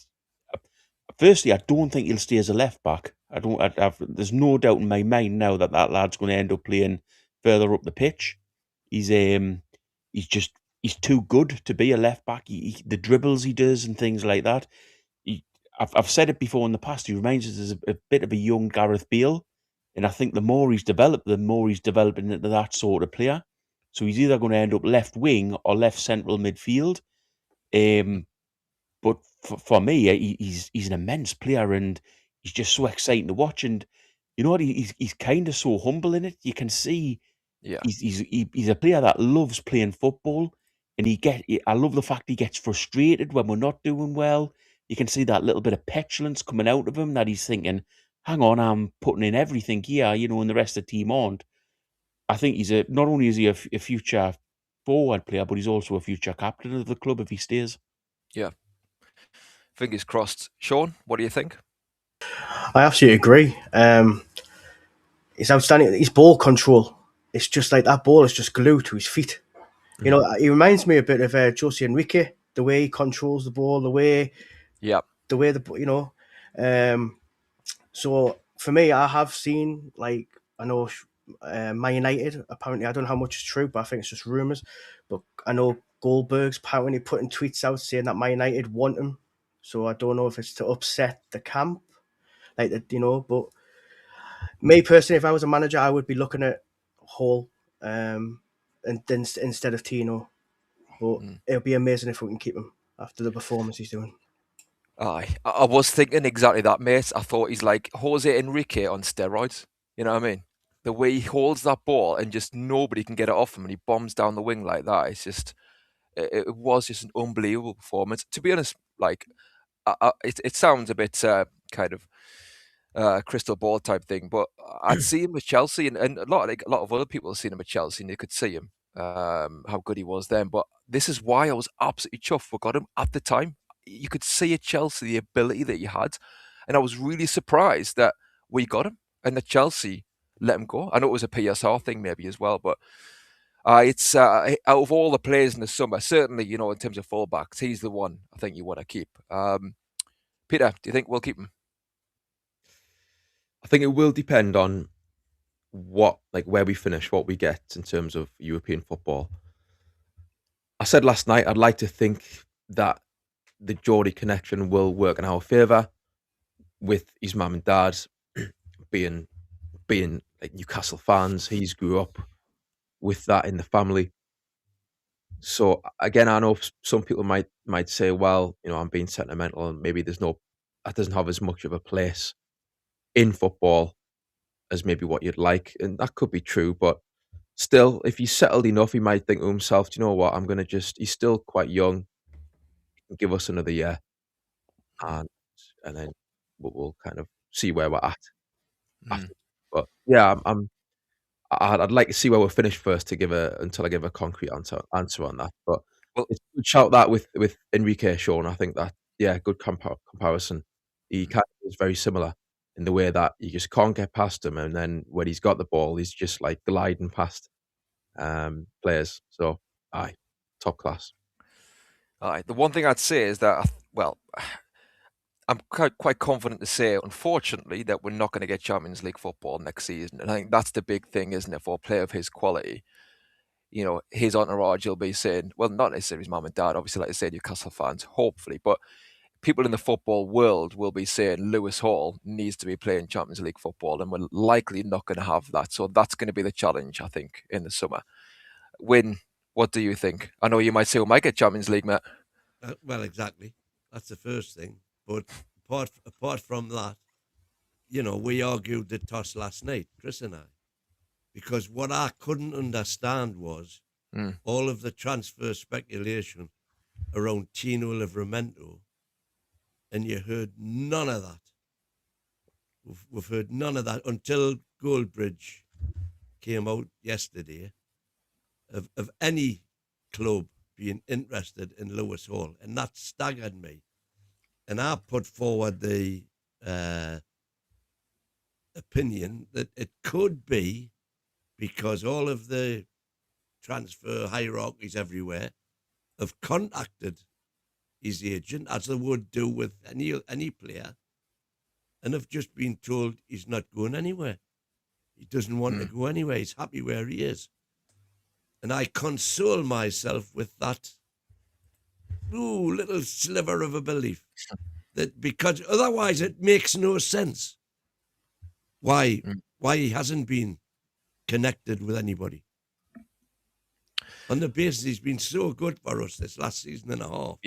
Yeah. We paid 28 million for him, is that right? 28 million for Hall. Yeah, that's I mean, that would be, I mean, now you've got to be looking upwards of 70, 80 million pounds for him. North of 80. At least. See, I think about 100 million. Yeah. How much? Well, the world record for a left back is 65 million. But let's face it, who else? How old is he now? Is he 20, 21? Who else around the world's got his potential? Yeah. He could be the best left back in the world. Well, Bruno says he is. The thing is, I think you're not going to disagree with him. I think you'd struggle to argue it at the minute. Who's better than him? Yeah. And when we got him at that price, that was looked upon as expensive. Remember at the time? And it was looked upon as a waste of a transfer window when we bought him and Tino. Yeah. Because we actually bought Hall and Tino in the transfer window that we also bought Barnes and Tonali. Yeah. Having qualified for the Champions League. They were our two marquee signings, so we're going to improve the squad. And of course, we were without them both for 90% of the season. Was that the Ashworth transfer window win? Was that when Ashworth was at the club? Yeah. It was. Yeah, it was. Yeah.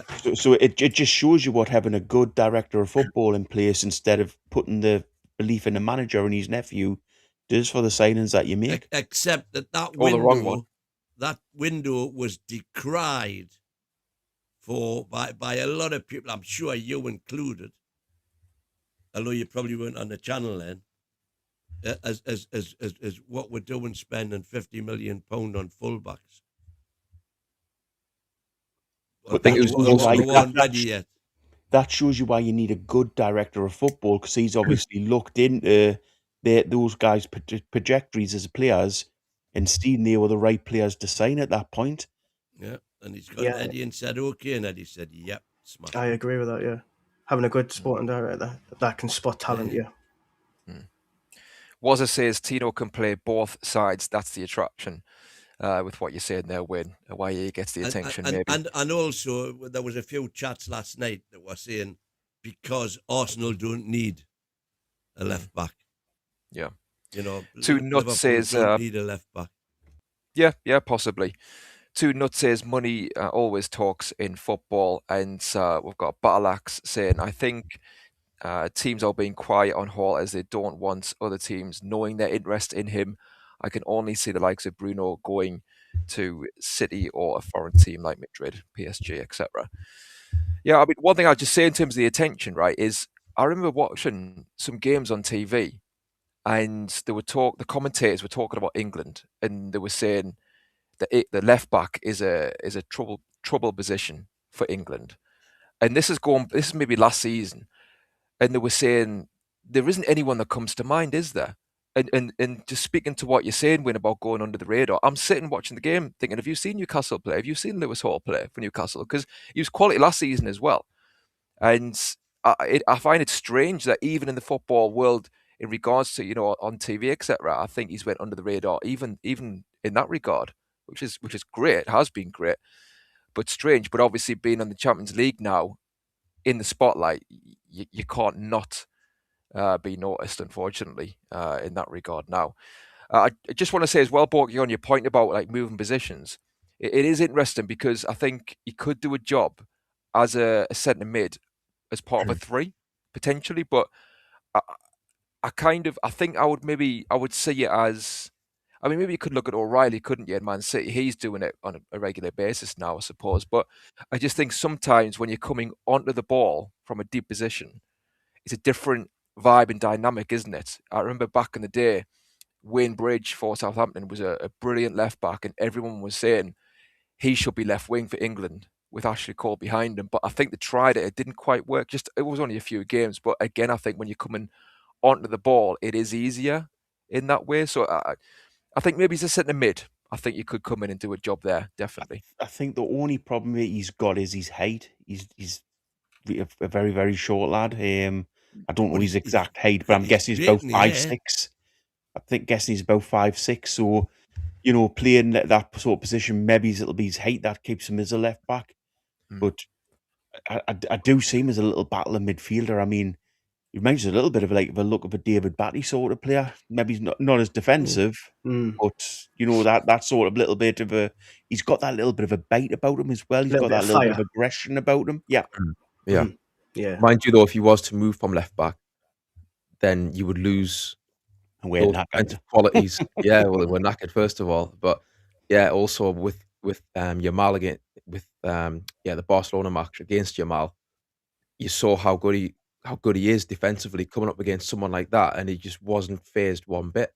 So that again, we're talking about how great he is going forwards. He's just as good going backwards a lot of the time. So yeah, I think keep him at left back, and I think that could be his position. I think going forwards. But I get what you're saying, Borky. Maybe he's young. He's still got so many years ahead of him. Maybe at some point in the future, it's something that you will see, maybe where he will then move in a more advanced role.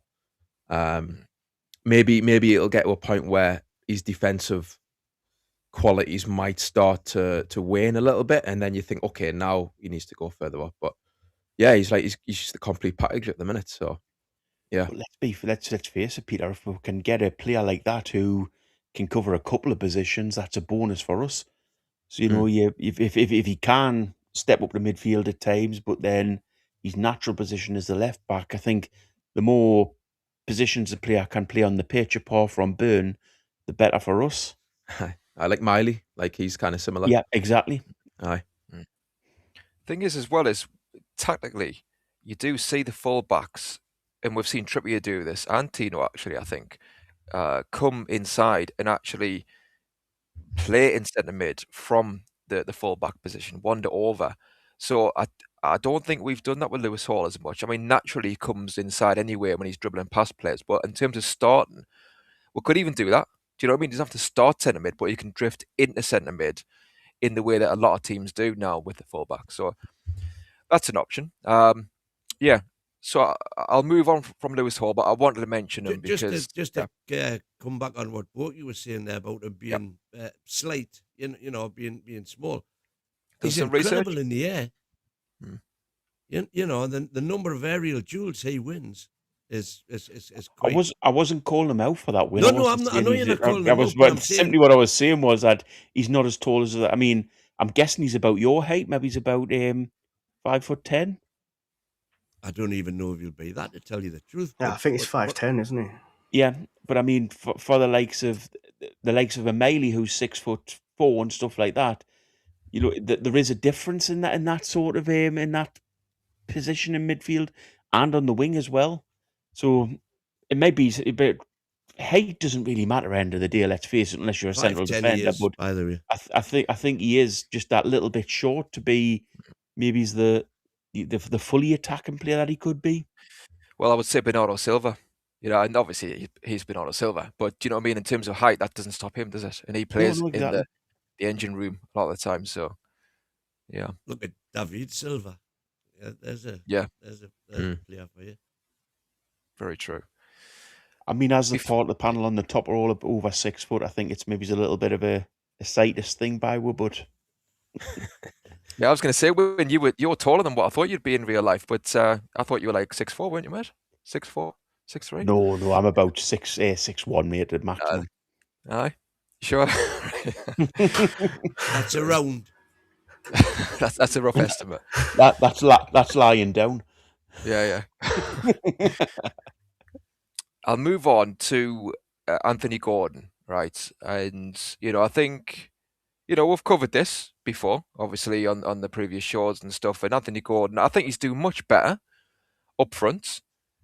Generally speaking, I think he's given us that threat in behind. He's actually finishing chances a lot better. So I'll give him a lot of credit for that. And I think he is our best hope at the moment to play up front in the way that we want to play if we're not going to divert to two strikers. I just want to come back to your win because I can't give it up, mate. Sorry. But You wouldn't let it lie. Nah.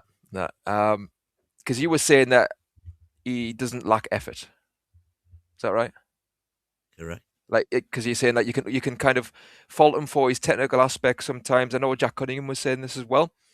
On his show, great show, check it out, lads and lasses. But he was saying, he would never criticise Gordon's efforts. Just sometimes he comes up short, technically or missing chances. But Decisions, yeah. But did you not? I hesitate to say this, mate, because we're in a good moment. I don't want to hark back to kind of, doom and gloom. But did you not see that moment against Everton in the corner flag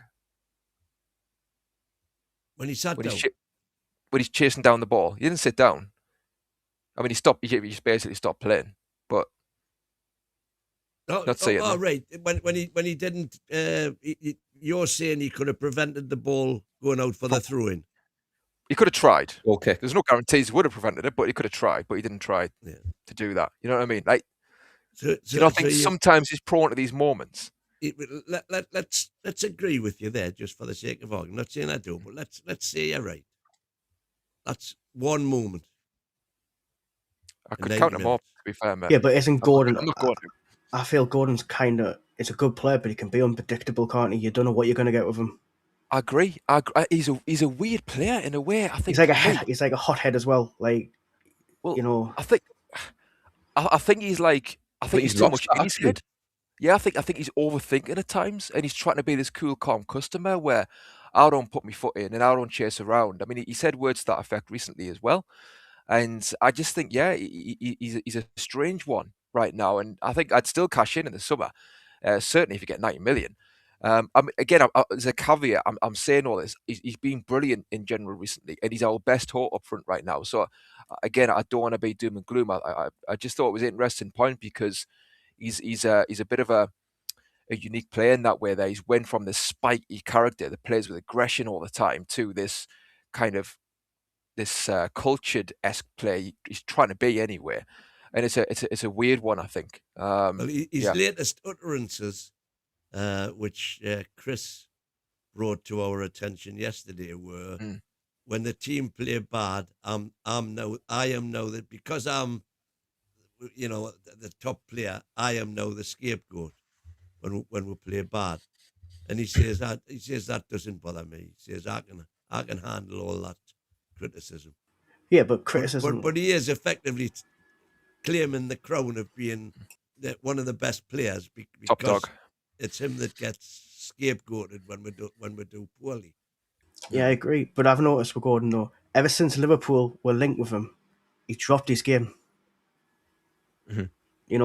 That's a popularly held belief, but I don't know whether it's just a lot of people, following the narrative.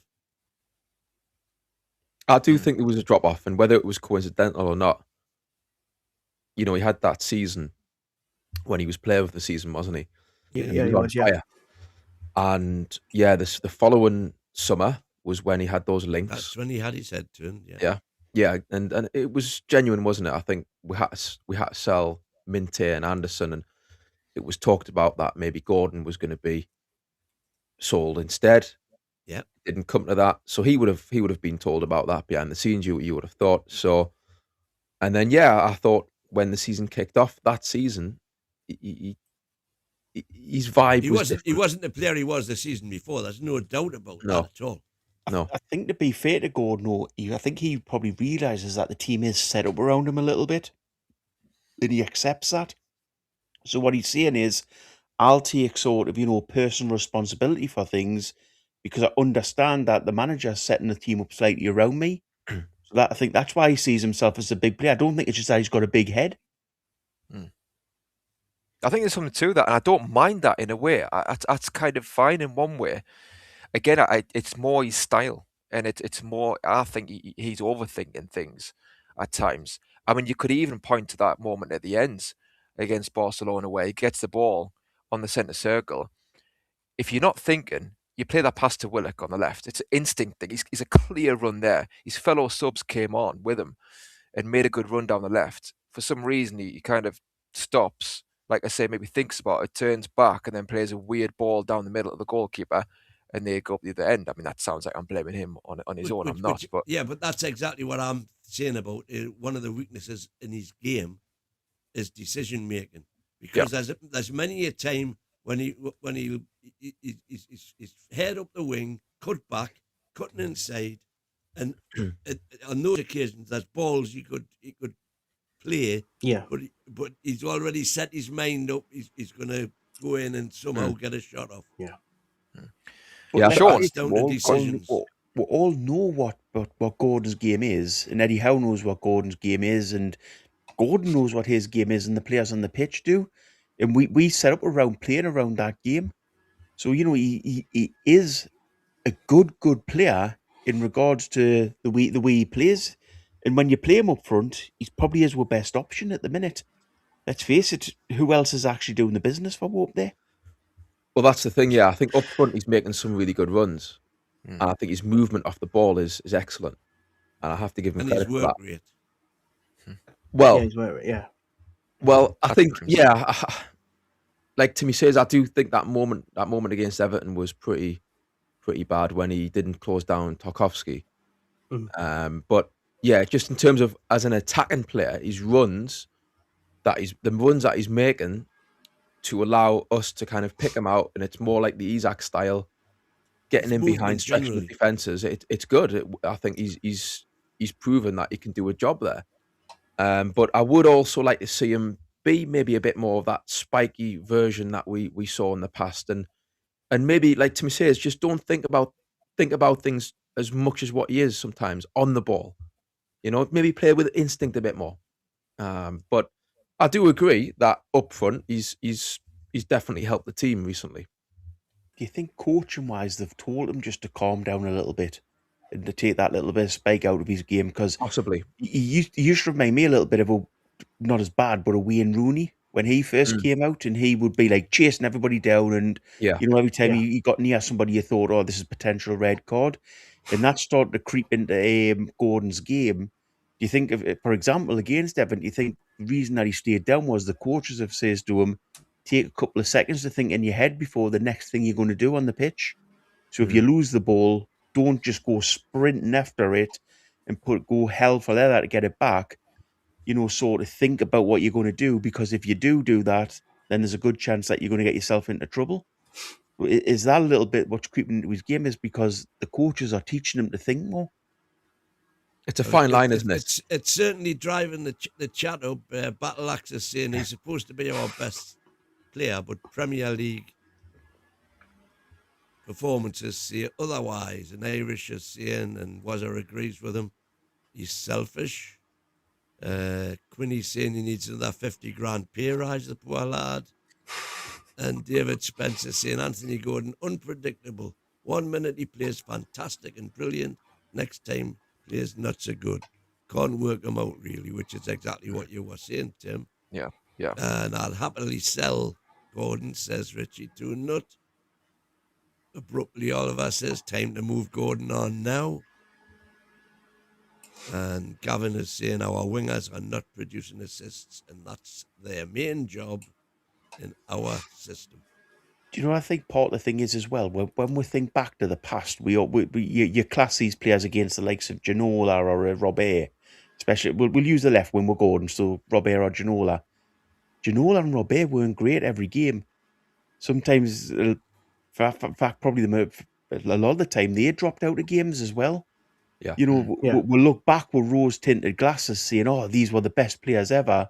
Yeah. But I think all players have periods like this where they're not at the best.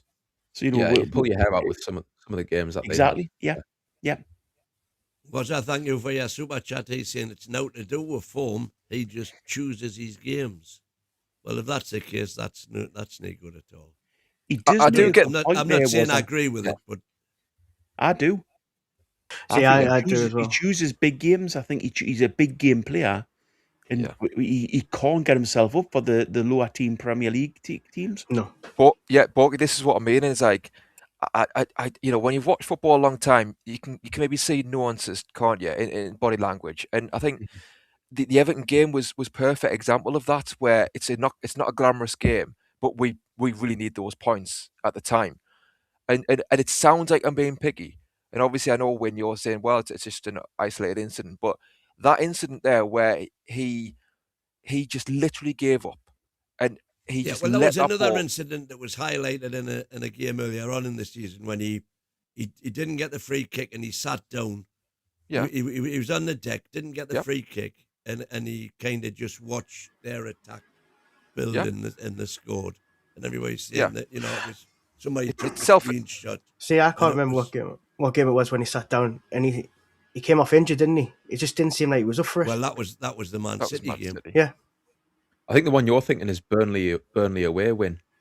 Could be. Yeah. Could be. There was a moment then when Burnley were attacking in our box, and it was from Gordon losing the ball, and he was kind of playing for the free kick, but the ref didn't give it, and he kind of stayed down. But by the way, what I argued at the time then was it was a free kick. You should have got the free kick because that referee yet again was as has been our problem all season. But I think you're self-indulgent at times, though, Gordon. And that's the point. And I think, go on, boy. Plus a decision like that going against you, you want that to pump him up more. You want him to be angry with the decision, and slightly that wasn't the point. What I will say just quickly as well is I know he's getting called penalty merchant in the comments, but do you know what? You've got to give him credit for having the bottle to step up and executing those penalties in the way that he has. If you just, let's just take aside all the grievances we've got in general play, because I think, there's no denying he's dropped off massively. Left wing, he was becoming a problem, wasn't he? Up front, I think he's managed to offer us a different dynamic, and he's maybe rejuvenated a little bit in that position. Left wing, we were perplexed really why Barnes wasn't getting ahead of him. But to be fair with Gordon, with those penalties, he's quality at taking those, and I'm not going to kind of diss him for that, because like I say, it takes bottle, and I think he's got a really good technique for those situations. But didn't Eddie Howe play him? He's playing him as a striker because didn't he do that under the under-21s for England? So he played the same, didn't he? Led the lead for England under 21s when they won. Mm-hmm. Right. And he was, so I don't know if he's trying to adapt that into the game, because I know Gordon did come out and say it's not his position, but he wants to adapt into that position one day. Right. Be the main man. Okay. Yeah. So, I'm going to move on then from Anthony Gordon. I want to move on to Craig Hope's article, because there's a lot of stuff in there to unpack. So, the first thing that Craig Hope mentions, and by the way, he had an interview with NUFC Talk Radio earlier on today. So check that out, lads and lasses. It's a really good one. So it's really good to have him on board as well. I think Craig Hope, he knows his stuff, doesn't he? I think a lot of people sort of disagree at times with him, and certainly the Volamada stuff, but I think he gives a balanced view most of the time, personally. He's got this article here, and the first thing he mentions is that Newcastle were going to have a mid-season break in the Middle East, but that's now been cancelled because of the conflict going on there. And instead of that, they might just give the players time off. So they're not going to go anywhere else. Alternatively, just have some time off. And I think that's after the March 22nd. And I believe that'll be after the Derby game. I think I'm right in saying so. Wow. Do you think that's right to have give the players time off? Do you think they should try and find somewhere else, maybe warm weather? What do you think, Sean? What do you think, Matt? See, I don't think they should have time off. They need to do training, because obviously we've still got our season to play, and the season's not over until the end. Obviously, find somewhere else, because obviously I know they can't go there. But you see, we've still got, if we win against Barca, you're through to the next round of the Champions League. So you've still got that hope to believe that it's still got to train. And obviously, you still got to train anyway for the Premier League. But I just think it's stupid. Even if you can't go anywhere to train, we've been arguing the toss that we haven't got enough time on the training field to get Walter Marder integrated, to get Wissa back to fitness. Well, this will be the start of the international break, Win, just to mention that. So at the start of the international break, the players who are at the training grounds, who aren't with their countries, will just be given time off. How many players that will be, we'll go through it. Yeah. So because our African nations playing in that international break. I think Wissa's been called up for Congo. Yeah, Congo. Oh, right. So. Okay. Well, but I certainly wouldn't be giving anybody time. No, I wouldn't give time off. Yeah. I completely disagree. I think they should be given time off. I think a little bit of just a mid-season break. Let them have a week to themselves. That they've played week in, week out since Christmas. You imagine, we sit on here and we'll call them out, but you imagine going to work every single day or every week from January to March and not having a single break. I think just give them that little bit of family time, the little bit of time to sit down, reflect, a little bit of time to let the bodies rest, the ones who aren't on international duty, then get them back maybe the second week and do start training with them, but do just give everybody, and I think even Eddie Howe and Jason Tyndall and the coach and staff, give everybody just a little bit of time away from the club because it's been so intense. Let's face it, look at this channel, how intense it's been on this channel. And I mean, we do this for a laugh and a joke, but it has felt like it's been a long, long period where we've been talking about football day in, day out, playing games day in, day out, and doing commentary day in, day out. So I think give the lads a little bit of a rest. I was going to say, boy, you feel now, right, Matt? I'm the positive one tonight. What's going on? I can see both sides, like you say, but it's the human element, isn't it? And whatever work you're doing in whatever walk of life, sometimes having that clean break for a few days allows you to reset. But like you say, Win, that we've complained about not having training time on the pitch with Eddie Howe to get the players in sync with his methods. So even a few days could help with that. So I can see both sides, but go on, Peter. Do you think maybe one of the reasons for that argument there, for giving him a rest, another reason might be that because you've got players going off for international duty, you haven't got a full squad, they might look at that and say, well, we can't really work on what we want to work on because X, Y, and Z are missing these players. The players we want to work with aren't here. It's going to be a bit fragmented. It's going to be a bit difficult to kind of work on the tactics and the structure because we've got too many missing players, basically, who are off playing for the country. And it's maybe that's their part of the thinking. I don't know. I mean, I'm kind of undecided whether what's right and what's wrong in that situation. I think it's a tough one, really. I can see both sides, It's a tough one, isn't it? But maybe if you're going to train, maybe the ones that aren't getting regular games, maybe try and bring them up to the standard to try and get them, like, if, like, say Lewis Hall goes down, who are you going to put left back, because Alex Murphy could play there, which, gives them that little break. But I do feel the ones that's on international break, but these ones that's not going, give them a couple of days off, but try and get them up to speed. Yeah. I agree. Maybe there's a bit of in between there where you can kind of give them a bit of time off, but then get them back in early enough where there's still time to work with them. Christina there says, is Borty saying I deserve an all expenses paid holiday?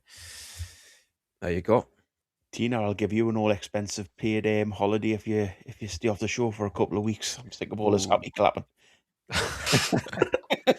I think you deserve one, Christina. I think the graft you put in, definitely. And I think the positivity deserves one as well. Unlike the Sith Lord dark side that we'll get too often. You'll have to get on the Chris and put the request in, Tina. I think she'll get a week in Whitley Bay. Aye, there you go. That's the next best thing, isn't it?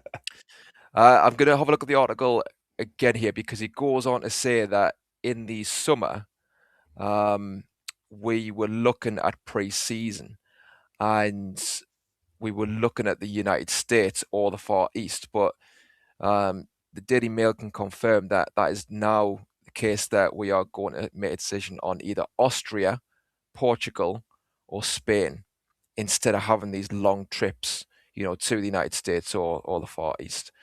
and that they've basically made that decision for footballing reasons, instead of the commercial reasons as to why you go to the US, etc. I mean, I think that's quite refreshing, and I'm happy with that personally. But what do you think, Peter? It makes sense, doesn't it, in terms of preparing the team, working with the squad, working with the players. If you can minimise the amount of travel, obviously they've got the commercial elements that I think the clubs often look at when they do go to the likes of the US and Asia. So, yeah, maybe that you lose out on that. I don't know. I think the directors and the board will be able to have a better insight into that. But yeah, I think it might suit them this time after last summer as well, being so chaotic, to just have a summer this time where, yeah, it's just a bit more settled, if you like, with less traveling. Yeah, I'll I go agree along with that. I certainly wouldn't be thinking about giving them time off, as I say, but we've got history in Australia, presumably back to the Adidas place that we've been to a couple of times now. Yeah, headquarters. Which has stood us in good stead in the past. And then, a friendly against one of the local teams. Does anybody know if we do play at that Adidas Fame, or obviously the massive training complex they've got across there? I'm guessing we're not the only team there at the time. So there are other teams from across Europe there. So it gives you the chance to play friendlies. I've never seen that documented anywhere.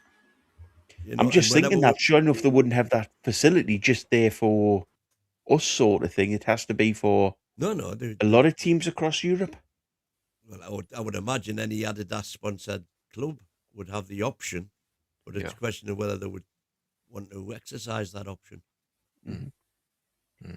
Just on the training across Europe, the one good thing is if we have training across Europe. I mean, I know I understand the sponsorship and the sort of trying to get the club recognised abroad and everything, but for the fans who go to every single game, so the guys who go across to every friendly, if it is across Europe, it makes it a little bit of a cheaper summer for them, rather than having to go to America or the Far East or things like that. So it probably works out better for the fans. That's definitely true. Aye, definitely. Incidentally, Nottingham Forest are helping us to lose our coefficient. They got beat 1-0 tonight at home by Midland, and surprise, surprise, Midland's goal came from a set piece. So Martin Mark's work has been kept going. Wow. Go on, Win. Sean Theme Park has gifted 5 memberships. Thank you very much, Sean. They have gone to Sefton Mag, our Scouse correspondent, BAAWB, Andrew Ford, Anonymous 1777, and John Paul W. All gifted memberships from the very kind Sean Theme Park. Thank you very much. Cheers, Matt. And then was as insane. Chris is planning you all for a busman's holiday. I wouldn't mind going last year on a busman's holiday. I think Wazza's got that the wrong way around. I think Chris has planned for us all to drive the buses to Austria so he can make the money from them for the AIM fans going across. Yeah, exactly. He'll be behind saying faster with a whip. Yeah. Sean, what do you think about the pre-season? Because obviously you've got the commercial side, haven't you? And we want to try and raise our profile, get some money in that way. But I think there's no doubt that any coach would tell you they prefer to have the lads doing as least travelling as possible, so it doesn't get in the way of doing the stuff on the training ground. What do you think? I absolutely agree. Obviously, short trips away is better for us. But obviously, any revenue that the club needs, they're going to do it, aren't they? Because we need that revenue in. So we're going to try and jump to get the revenue in because we need to bring it in. But no, I agree. Obviously, the longer journeys you do, it's a shorter time, isn't it? And the more that's what they say, they get jet lag, and time they've got to get time to settle there. So I do believe going to likes of Spain or Portugal or Germany, it's a shorter journey, and any revenue that come in the club's a good thing. And just on that, right, in terms of the revenue, and like you have said, these other trips to like the likes of Asia and US is often done for that reason, to kind of grow the brand. But I would like to see, going into next season, surely they can maybe work on that in other areas, such as, for example, like training sponsorship, the training gear, sponsorships to do with that, to do with the training ground as well. So hopefully the club will explore that avenue, and try and maximize the commercial income in that way. Because I'm kind of surprised they haven't done that up until this point, with regards to like just the training shirts. Like, you do see that quite a lot in Premier League these days. A lot of clubs do that now. So I think that's something that could help us kind of like, catch up, if you like, with the revenue streams of other clubs. Yeah, I agree. Just got a super chat there from Chris, saying, "These guys know me too well. I'm a proper American." Just get this. I work them like a rented mule. There you go. You're not wrong, mate. You're not wrong. Nee. Well, you've said it now, Chris. You've said it. It's in black and white. Right. I think part of the thing is as well, and this of the subject again, just for a second, that with regard to Nottingham Forest not doing us a good turn in the European Coefficient League, the good news is that Germany, their two teams both got beat, and Spain, they're winning a draw. I think part of the thing is now with wins going off on numbers stats to try to get with Europe no matter what, wherever European teams finish. But Absolutely. I think part of the thing is with the players now is it's maybe a case we've got the World Cup this year, and I know this sounds terrible. We're trying to sign players that have done well in the World Cup from like the Asian countries or African countries or the Americas, simply down to the fact that then you sort of get their fan base in because they're the top player in their country. So you don't want to do it, but it's probably the right thing to do, in that you buy in their top players who might not be quite good enough to make the first team, but do bring the fan base in with them from those continents. Well, that's what we're hoping for with Su Sung, wasn't it? Yeah. They've got to play, haven't they? They've got to not play, but have their face in the limelight. And Park hasn't had his face in the limelight in any way. Was that saying carry on a UFC talk with winners Sid James and Tina as Barbara Windsor?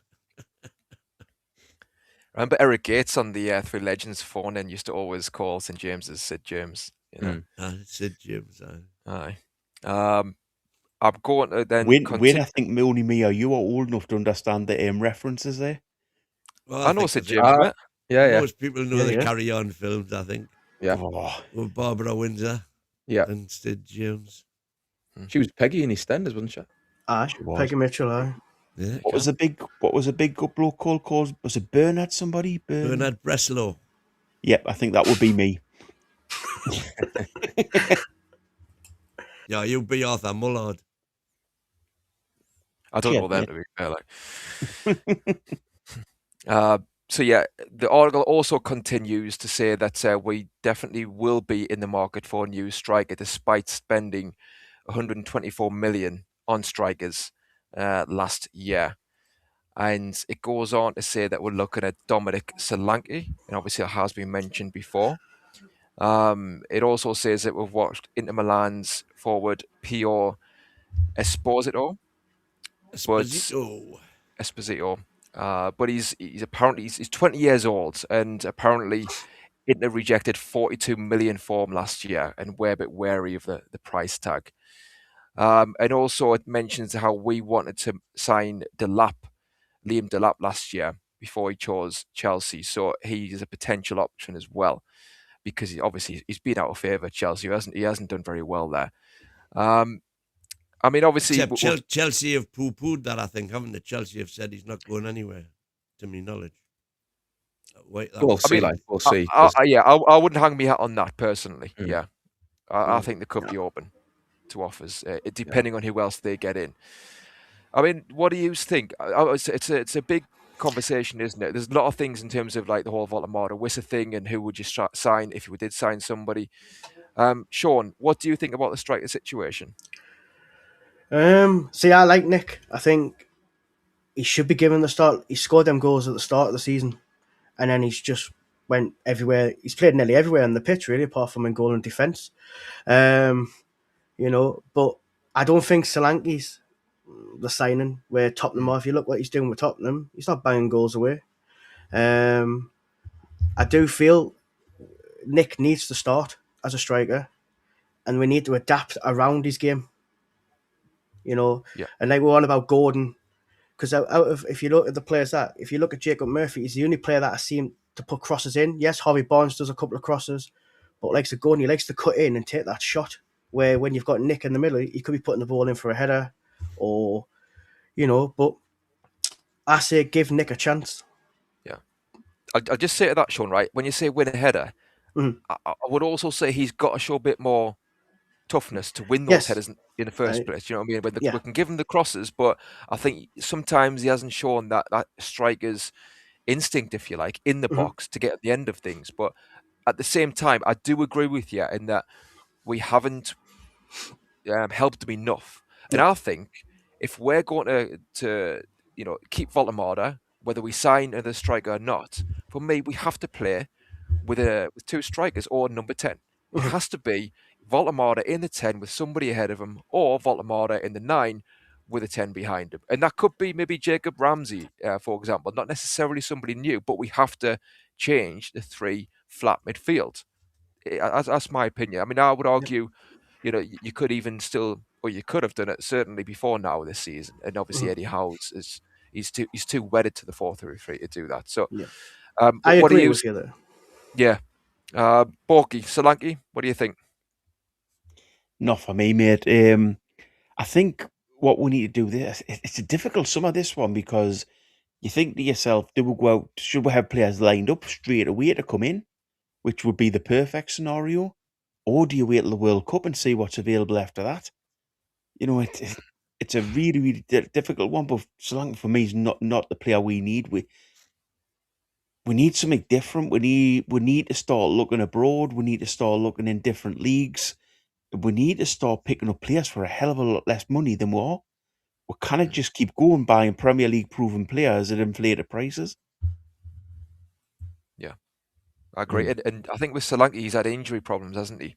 Yeah. So is that another sick note? And I think with these forwards that I mentioned, the Inter Milan forward, with him being 20 years old, if Eddie Howe is the manager, can you see that player starting regularly for us at 20 years old, bearing in mind what Eddie's like with betting players in? Win? Well, for a start, I would have Solanke tomorrow. Thank you very much. Giving Hope a chance. You're saying and that's the point. The reason he's only got 3 goals this season, but that's because he's missed 27 games this season. And he's got 6 goals in all competitions, 3 and 3 in the Champions League, and 3 and 10 in the Prem. And that's in that Spurs team, by the way. So I would have Solanke tomorrow without a moment's hesitation. I wanted him when Spurs bought him. I wanted him, but at the time we were looking at Ekitike. So what would you do with Voldemort then? Sorry? What would you do with Voldemort then? I would play them both. Would you? Yeah. Is that absolutely not a bit immobile? 2 strikers up front like that. I mean, I kind of like it in one way, but do you lack a bit of dynamism and pace? No, I think Solanke's got plenty of movement. It's got good movement. You lack a hell of a lot of pace there, though. Because he's got no pace. No. He's not slow, but he's not lightning. No. I mean, he's anyway, good, yeah. But he is good, but I don't know if I think without doubt. I mean, depending on what happens the rest of the season, we need another striker anyway. You can't just have two strikers. I totally agree. But we need a striker. Need another striker, and we do. The better he is, the more that the others will be pushed to perform. Tim, can I just ask a quick question here to the Cole panel? Does anybody here see the squad Eddie's trying to build around the type of football he's trying to play? So from the players he's bought in the summer, can anybody see where he's going with his squad in regards to the type of football he wants to play? Right. Well, just to answer that, Win, I think that Wissa was supposed to be the nearest type of replacement for Isak. Not in that he's the same player, but in that he is a number 9 who can dart in behind. He's not going to run with the ball like Isak, obviously, but he's going to have that movement in behind. So to be fair to Eddie Howe, I think he probably had that in his head before Wissa got injured. And then when Voltemade is obviously the next to go to, then that is a change. And I would still say that Voltemade, I would question why you would bring him in if you are not ready to adapt to that type of player, because you're going to have to play him at some point anyway, whether Wissa's injured or out of form. So that was a strange one. I think to go what you're saying, Win, and to combine with what your question is, Borky, with Dominic Calvert-Lewin, Solanke, I think it is about how we want to play, because that's just what I was about to say. We need to target the players that either complement who we already have, or replace who we have, and then bed in how we want to play as a team. And Eddie Howe wants to play front foot football, pressing football with pace, doesn't he? So, and that's highlighted by the fact he's put Gordon up front. Yeah. So do you guys see that? The basic question I'm asking is, do you guys see the development of this squad? Do you see where we're going as a squad? Because this season I'm struggling to see actually where he's taken Eddie Howe. Sean? I'm struggling with it as well. Like Alanga, he was an outstanding for Nottingham Forest, but he's done nothing for us. But once again, you go back to he can play big against like Barca. He played outstanding against Barca, but he's being rubbish at some other games. Do you know what I mean? It's like, how can you do it against Barca, but you can't do it against the other teams? Yeah. So I can't see it. But with Wazza, I thought Wazza was I don't think he's a replacement for Isaac. He's more of like a Callum Wilson replacement in my eyes. It was. What's that? I thought you were on about Wazza, who's just done a super chat. No. Wazza. As you may not Kane for me, if we want improvement, that would be nice. You see, for me, I think I kind of think either way around. I think like with Wissa, when obviously Isak was getting linked, I think obviously they wanted to try and keep Isak at the time, and it did that. Inevitably, it didn't happen. But Voltemade is just a totally different type of player to Isak. So I think, like to me, I think Wissa. You look at what he done. We were initially in for Wissa. We're initially in for Wissa at the start of the window. Yeah. And that was when the narrative coming from the club was, we're keeping Isak, nobody's getting him. So he was bought as the Callum Wilson replacement. But answer the question, where's Eddie Howe taking this squad? What's his ideas behind the players he has signed in regards to this squad? What type of footballs he want with a play? Where's he want with a go with it? As I've said till I'm blue in the face, the summer window was a relative disaster. That's not the question I was asking. We've argued that point. That's really not the point. That's really not the question I was asking. In which we found ourselves. Forget about the summer window. This season, now we've got Voltemade. Then recruitment should either be phased towards supporting Voltemade or to get rid of Voltemade. So where's he taking this squad in? What style of football? What style of football is he taking this squad towards playing, and what type of players is he looking to have in this squad? I don't get it. I don't get where he's going. That's why I'm asking. You don't get it. But it's like it's what no, do you? Because you can't answer. It's like what just answered. But you haven't. You backed off No. the last season. Sorry. You have not answered the question. Where's Eddie Howe taking the squad with the players he signed in the summer? Sean's got an answer. He signed the Win, players win, win, this win. summer Win. to Yep. support Isaac. Sean? Go on, Sean. See, I've just read a comment there by Battleaxe. Obviously, Eddie Howe's always linked with ex-Bournemouth players. And that's what, if you notice, we always seem to want to bring in, because I've noticed he's worked with these players and he knows he can trust these players. That's how I can see it, you know. And it shouldn't be like that. You know, you should be going somewhere else, not Bournemouth. I know Bournemouth might have some decent players, but he's linking himself with ex-Bournemouth players that he's worked with and managed. I think there's an element of truth definitely there. Go on, Peter. Yeah, obviously they got Lloyd Kelly as well, didn't they? I mean, he was let go quick enough, to be fair. Ramsdale's under him. Yeah.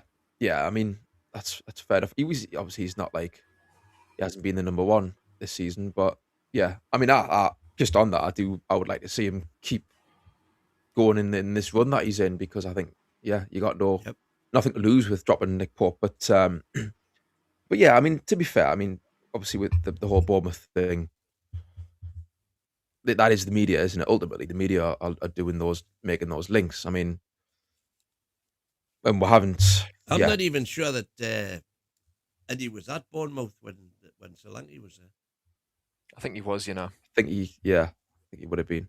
I don't know. I mean, to be fair, yeah. If you get Solanke, I get you. Yeah, I can see obviously that link. Eddie's been here 5 years, and he had a year out. So that was 6 years ago. I don't think. No, he was at Liverpool when Eddie was there. No, I think Eddie signed him. You know. But if we get Solanke, then you've got to back him. You know what I mean? Yeah, totally. I think, right, in terms of like what you're saying, Borky, about style, I think that Eddie Howe perhaps had in his mind where he wants to slowly develop the side where we're kind of have an evolution from, you know, high tempo pressing all the time to sometimes being a bit more slow build up and being a bit more technical. But I just don't think he's fully committed to it. Do you know what I mean? I think he's wanted to have that option, but I just don't think he's done enough to actually implement that properly. So he's in a bit of a halfway house, you know. That's how I see it, and I think ultimately he does want to have pacey forwards who can press.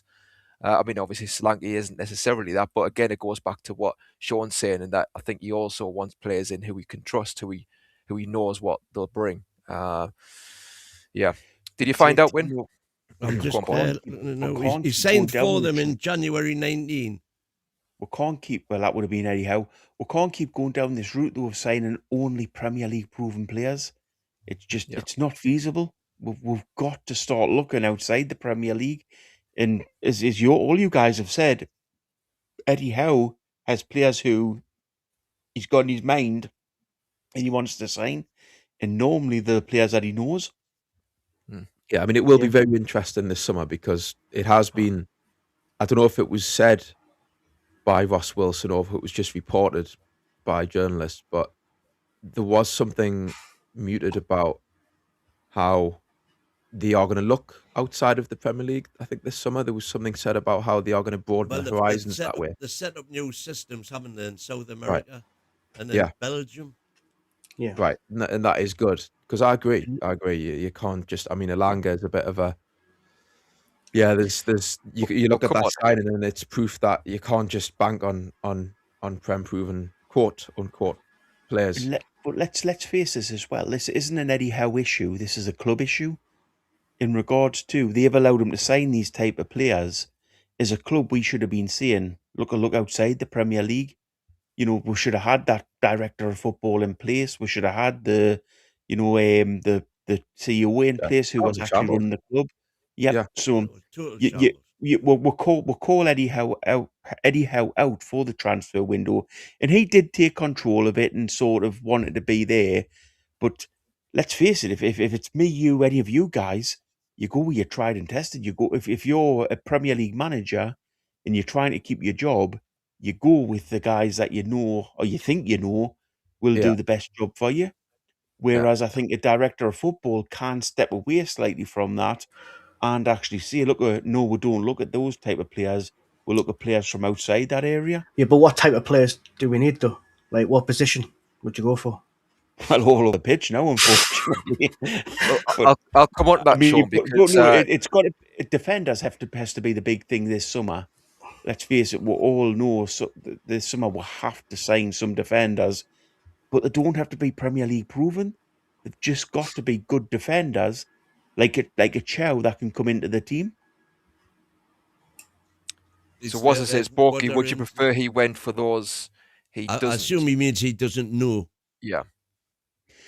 But that shouldn't be Howe's decision. That should be the director of football and the obviously coach, the scouting team, and then they should be going to Eddie, going, look at this guy, and letting them see a couple of games, or even travel across to see where they're playing, and saying, look, is this the type of player you want? So don't put that at Eddie Howe's door, in my view. Put that at the door of the director of football and the scouting staff, and then they offer players to Eddie who they think's good enough, and he gets to see them and say, yeah or nay. There's no excuses this summer because everything's in place now. Everything's in place for the first time. Yeah.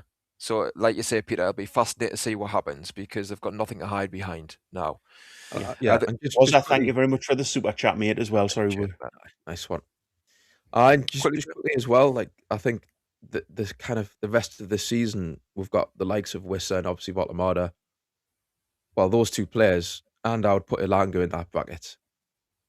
Maybe different reasons, but that's how they perform. I think between now and the summer is going to have an impact as to what I think business we do, and what positions we might want to prioritize. Because Wissa's got to prove himself big time, and which is with Voltemada as well.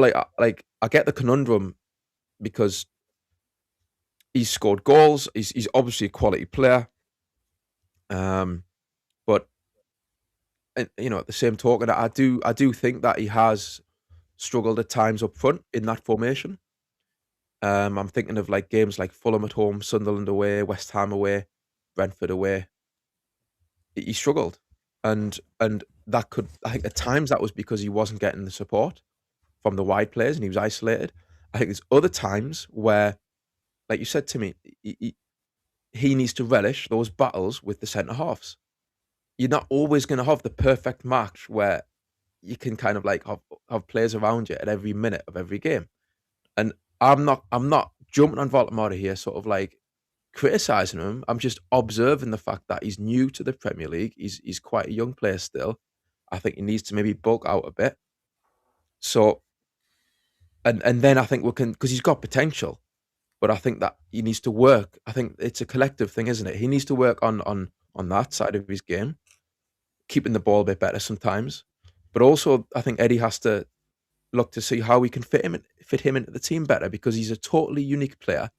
He's got an unusual kind of like style about him, and he's totally different to Isak, which is what we've been used to. And I think, like you said to me, it was kind of a surprise really that they brought him in and not maybe thought about how he's going to fit him in. But he has tried with the midfield slot, and I personally like that he tried that.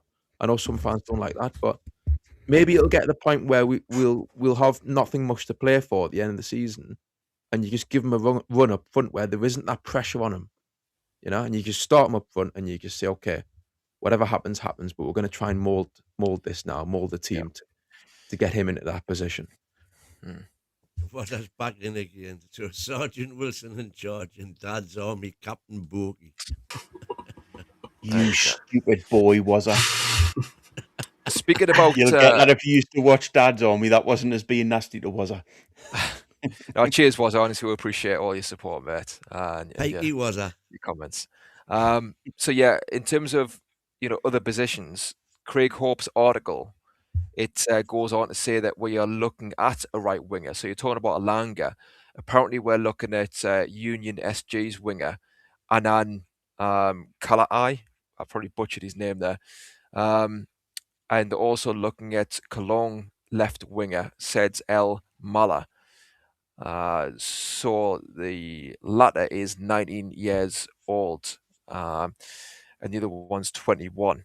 So But again, is that an Eddie Howe signing? It's interesting because, like you're saying, Borky, that's widening the net, isn't it? So who's kind of prompting that? But you'd like to think Eddie Howe's behind that as well. But I mean, have you seen any of those two players? If so, what do you think? Well, I've not seen any of the two of them. But I've never seen them. No, I've never seen them. But the one thing I would say is that it's a good thing as well, because, I mean, we'll all forget how old Murphy's getting. You think as Murphy has been a younger player, but he's 31, I believe now, 32 next season. So potentially we've got to find a replacement for him. So, you know, it's not necessarily a slight on Elanga. It's a case of hopefully we'll get somebody in who can compete, or at this stage be better than Elanga. Yeah, that could be a problem, couldn't it? That position, the way it's looking, like you say, with Murphy getting on a bit, and Elanga needs to prove himself still. It's interesting if that is true, those reports that we're looking at a right winger. Does that say that we have lost faith in Elanga to be a long-term option, or is it, like you say, Borky, is it more for a backup to Elanga? Win, would you? How do you see right wing? What would you be looking to do in that position? Well, I kind of more or less gave up on Elanga a few weeks back now. And I haven't seen much.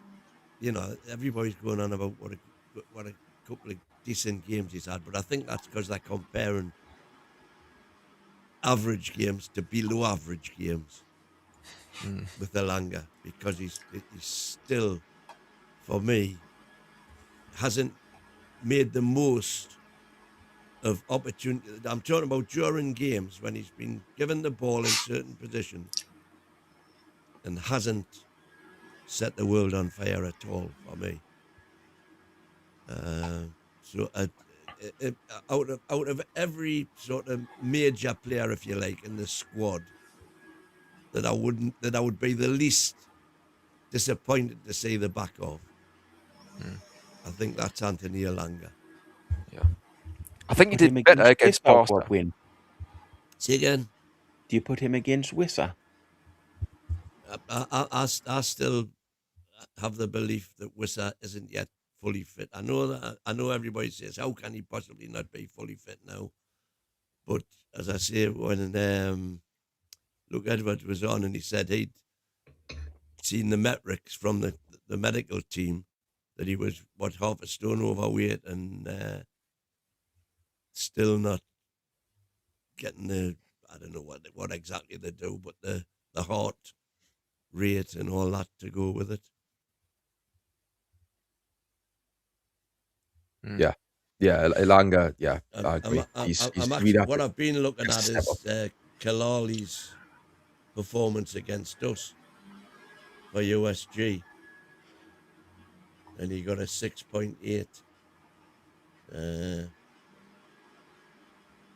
But 19 out of 29 accurate passes, 66%, not very good. So maybe if you bring a right winger in, it may step up Elanga's game. You know what I mean? Having that competition. Yeah. None out of 2 accurate crosses. And 10 out of 17 in the opponent's half passes, 59%. I think what I've been disappointed with Elanga is just in terms of his style. He seems quite timid, and with the pace that he's got as well, he doesn't seem to. He lacks conviction. He lacks conviction. Absolutely, well said. Yeah, that sums it up. Can I just say with Elanga, whenever I see him on the pitch, he looks like he's trying, and he looks like he wants to do well for Newcastle. Yeah, got to say for Wissa, I don't see that in him. He just seems, to be honest, when he's on the pitch at times and he's field, he just looks a little bit cocky. He looks a little bit sort of, you know, I'm better than this. I know I'm a good player. Like Elanga seems to be, exactly. Elanga seems to be recognising in his body language that he is struggling. Like he's over trying and then getting confident. Yeah, exactly. But Wissa seems to be a little bit sort of, I'm a better player than this. I know I'm better. I don't get his body language. It's a weird one, isn't it? Because it was the big move that he got in the summer that he was hoping for, and you would have thought it'd be busting the gut, especially after the injury. once he's on the pitch. And yeah, it is strange. I mean, I think maybe there's a fitness issue as well, obviously, with him, in terms of like, there was reports of him being overweight. And I think there's probably question marks as to whether he can fit into the way we want to play. But no, it's very weird. I think with the wingers, with this winger in Union SG, it's Belgium, isn't it? And are you going to sign a winger from Belgium who are going to rip it up in the Premier League? You know, maybe they will. Maybe they will. We need to, like I say, cast our nets wider. But I don't really see Eddie Howe signing a player from that league who's 21 or so and just throwing him in the first 11. I will say about Murphy, you know, he's getting on, like you say, Borky, but he comes on against Barca. What does he do? He whips in. You know, out of all the good stuff Alanga did, and to be fair, Alanga, he did put a really good ball in first half, and a striker should have been on the end of it. So I'll definitely give him that. But Murphy comes on and just whips in a beautiful ball and gets an assist yet again. Yeah, Tim, you make a really good point. You make a really good point there, in that if Wilson does go out and start signing younger players from abroad, does Eddie Howe give them a chance? Because obviously it's got to be the manager is the one who's in charge of the players who are played in a game or subbed onto a game. But if Eddie isn't willing to start using the youth or giving youth the chance, does he then become the stumbling block to the Wilson and the coach, the staff, the coach, the scouting project, in that they're scouting players who are a little bit younger and aren't Premier League proven, but they want the manager to start integrating those type of players into the team. Yeah. But do you not think also we should be looking at our academy and bringing some of them through? Or does it make it look like our academy is not as good as what we think it is? Both, in my opinion. I don't think anybody thinks we've got a good academy. No, but I think you're right, Sean. I think that in the summer, I said this before, they need to sit down and say to Eddie Howe, with PSR, we need to maximise every opportunity we have to make the most of, you know, player recruitment, to make the most of youth development, you know, in a PSR world. So there has to be a pathway of sorts from the under 21s, whether that's new signings or the youth players, whether that's Geordies, to get into the first team and potentially, you know, be a body, you know, be at least a player who can cover positions here and there, and hopefully go on to be a brilliant player.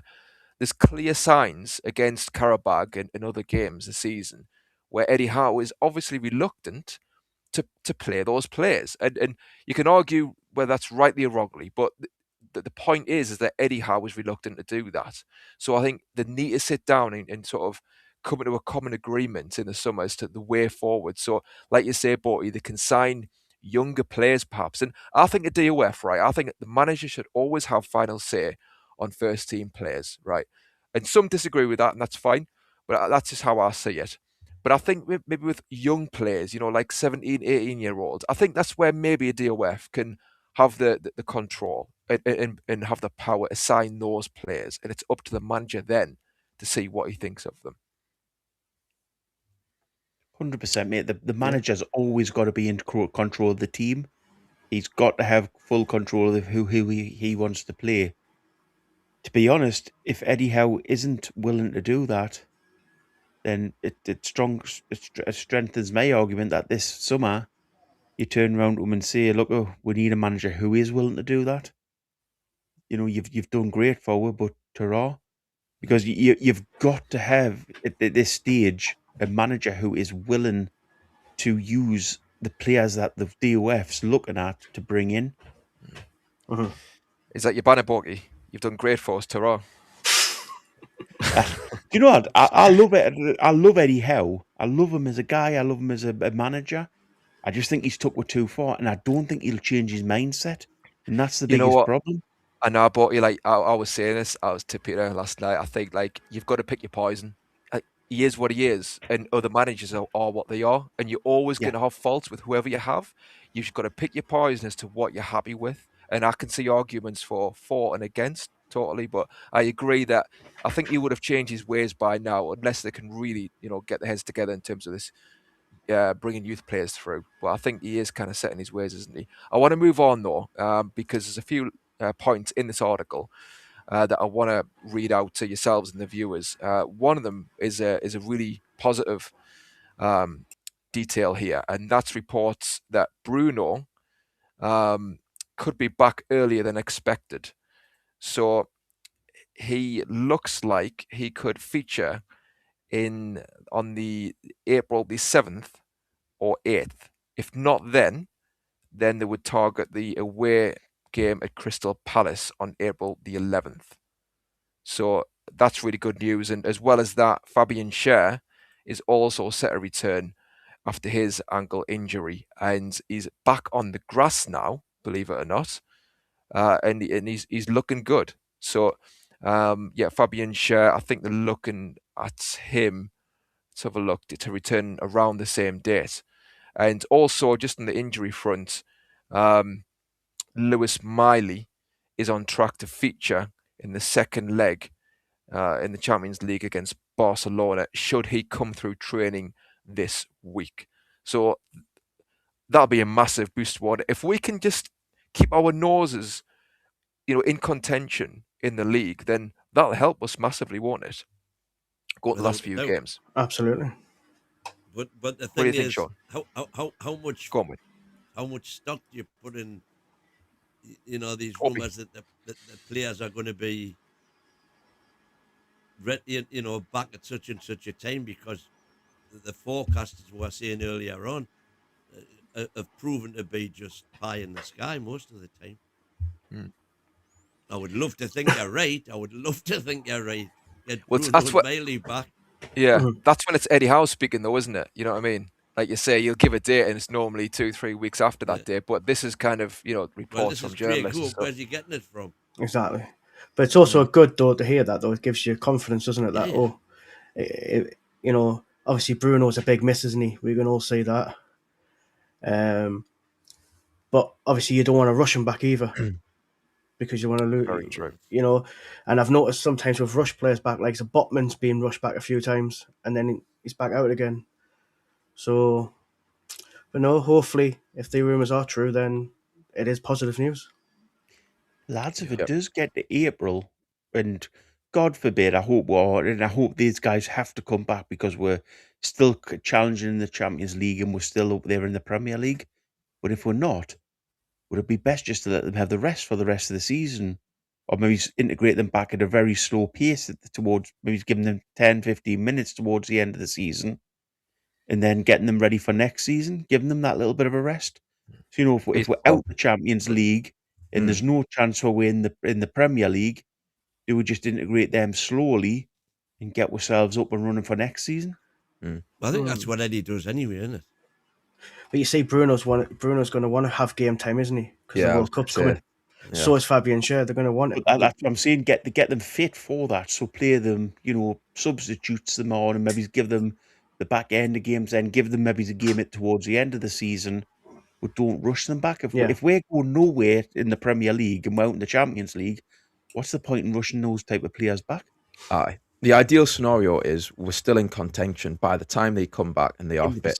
We're in contention still for Europa League, and they come in just at the right time. But I know Wins think he's got other plans. He's thinking way beyond Europa League. But I'm thinking nuclear option. If we're not in that position, then just slowly develop them back into the team. Well, it may well be. I wouldn't be surprised one bit if by that point we're not in contention, because it's getting to crunch time now, isn't it? And it's been such an up and down season. It wouldn't surprise us if we kind of fail at that hurdle to stay in contention. So Chelsea is massive. I feel like this game this weekend, it feels to me a bit like do or die. It really does. So yeah, it could be that, like you say, but we may well just have to be realistic and think, you know what, we don't need to rush these lads back. We don't want to do any long-term damage. I know Bruno will be chomping at the bit to get back regardless, I think, whatever the situation is. But you just got to cross your fingers. I think Miley and Bruno coming back and us being in contention is it bodes well for those kind of final few weeks, I just want to see Fingers how. I hope crossed. we're in the opposite position and we'll have to rush them back because we're in the next round of the Champions League and we are doing well in the league. But I just think we have to think of it the flip side that if we're not, is it worth ruining, potentially putting these lads' careers back a little bit more by rushing them back? It's not. I think Miley is a big one because he could, like I say, face Barcelona second leg. If he is fit, then I think that's massive because he obviously can play right back, he can play centre mid. And that would also give us a boost for the Derby game potentially as well, to have that option, won't it? So he is somebody you could look at in terms of potentially giving us a boost in the more immediate future. So fingers crossed. Before and get some minutes in his legs. Yeah, exactly. Before we close off, there's one last piece here in the article, and I mean, he talks about Lewis Hall. By the way, he talks about how Thomas Tuchel obviously was in the stands for the FA Cup game against Man City to watch Lewis Hall, and it goes on to say that he's more than likely going to be included. I think it's obviously a no-brainer. Do you know what I mean? It'd be absolutely bonkers if Lewis Hall is not in the England squad when it's announced. I think we can all agree with that. But the final part of the article talks about St James's Park, and it says that there's going to be significant investment into the stadium, some of which is for mobile phone coverage. Obviously, it's famous, isn't it, for not getting a signal at the ground. So they're putting £1 million into the facelift, and that'll be 5G coverage to strengthen the signal. And there'll also be 4 giant screens installed inside St James's, because obviously there's only the one at the Leazes end that can't be seen by others in the Gallagher ends and the East stand. Where will they put them? I mean, you can see where they'll put the one on the Milburn stand at the glass at the Gallagher end. Yeah, that's an option. But where, unless they've got them hanging. You know what? That's what they'll do. I think the Gallagher ends. If you sit in the Gallagher end, you've got the roof going over you, haven't you? Maybe they'll work something around there. So, like you say, it's hanging in front a little bit. I mean, I don't know if that'll obstruct the view, but yeah. Because at the back, you're looking down. This will really, really help Win though if they get that mobile phone coverage, because it means when he leaves on 65 minutes, he can have his taxi booked for outside the ground. He's not late like the match reaction or anything. Well, he's not leaving now. You're not leaving now, are you, mate? Put your flag down. I mean, what do you think, Sean, about having made just like big screens? I mean, to be honest, this is obviously cynical and it's old school, but I kind of think, you know what? You're there to watch the game. Yeah. And you're there to just move with the game and move with the tempo of the game, not be watching replays all the time. That's just my view, but what do you think? No, I agree with you. You're there to watch the game, not watch a TV. If you're going to do that, stay at home. But, I can see what they're trying to do.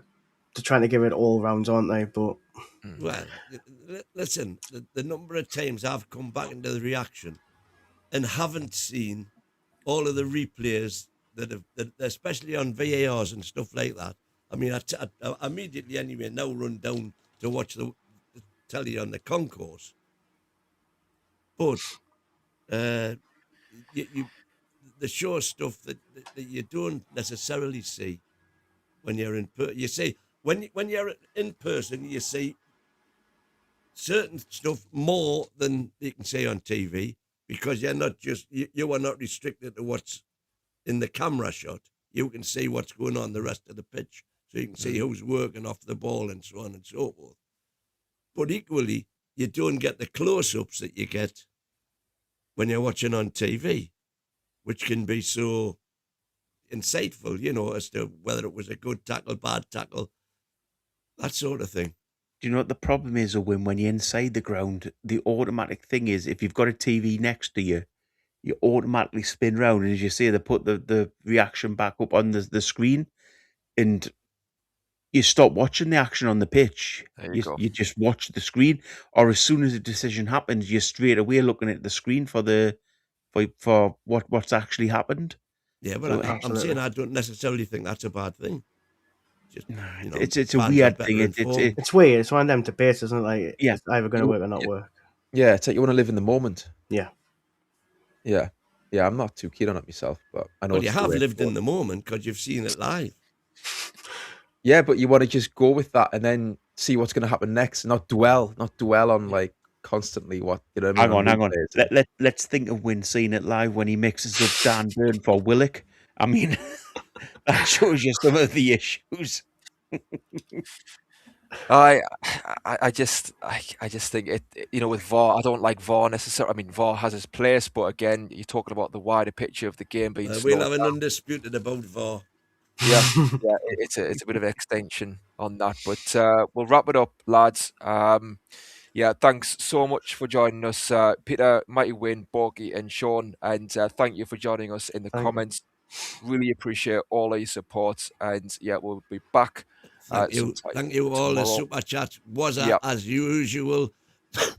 Excuse me, Sean Theme Park for becoming a member, and that went to Sean Clarney. Niall, thank you for your super chat. Phil, thank you for yours. Connor, Irish, Phil again, Irish again. You'd have been great, and of course, breakfast, lads. Adrian Pickett for his super chat, and Sean Theme Park again for gifting 5 memberships. Thank you very much, Sean. Went to Sefton Mags, BAWB, Andrew Ford, Anonymous 1, and John Paul W, and Chris the American Mag, feather in his own nest.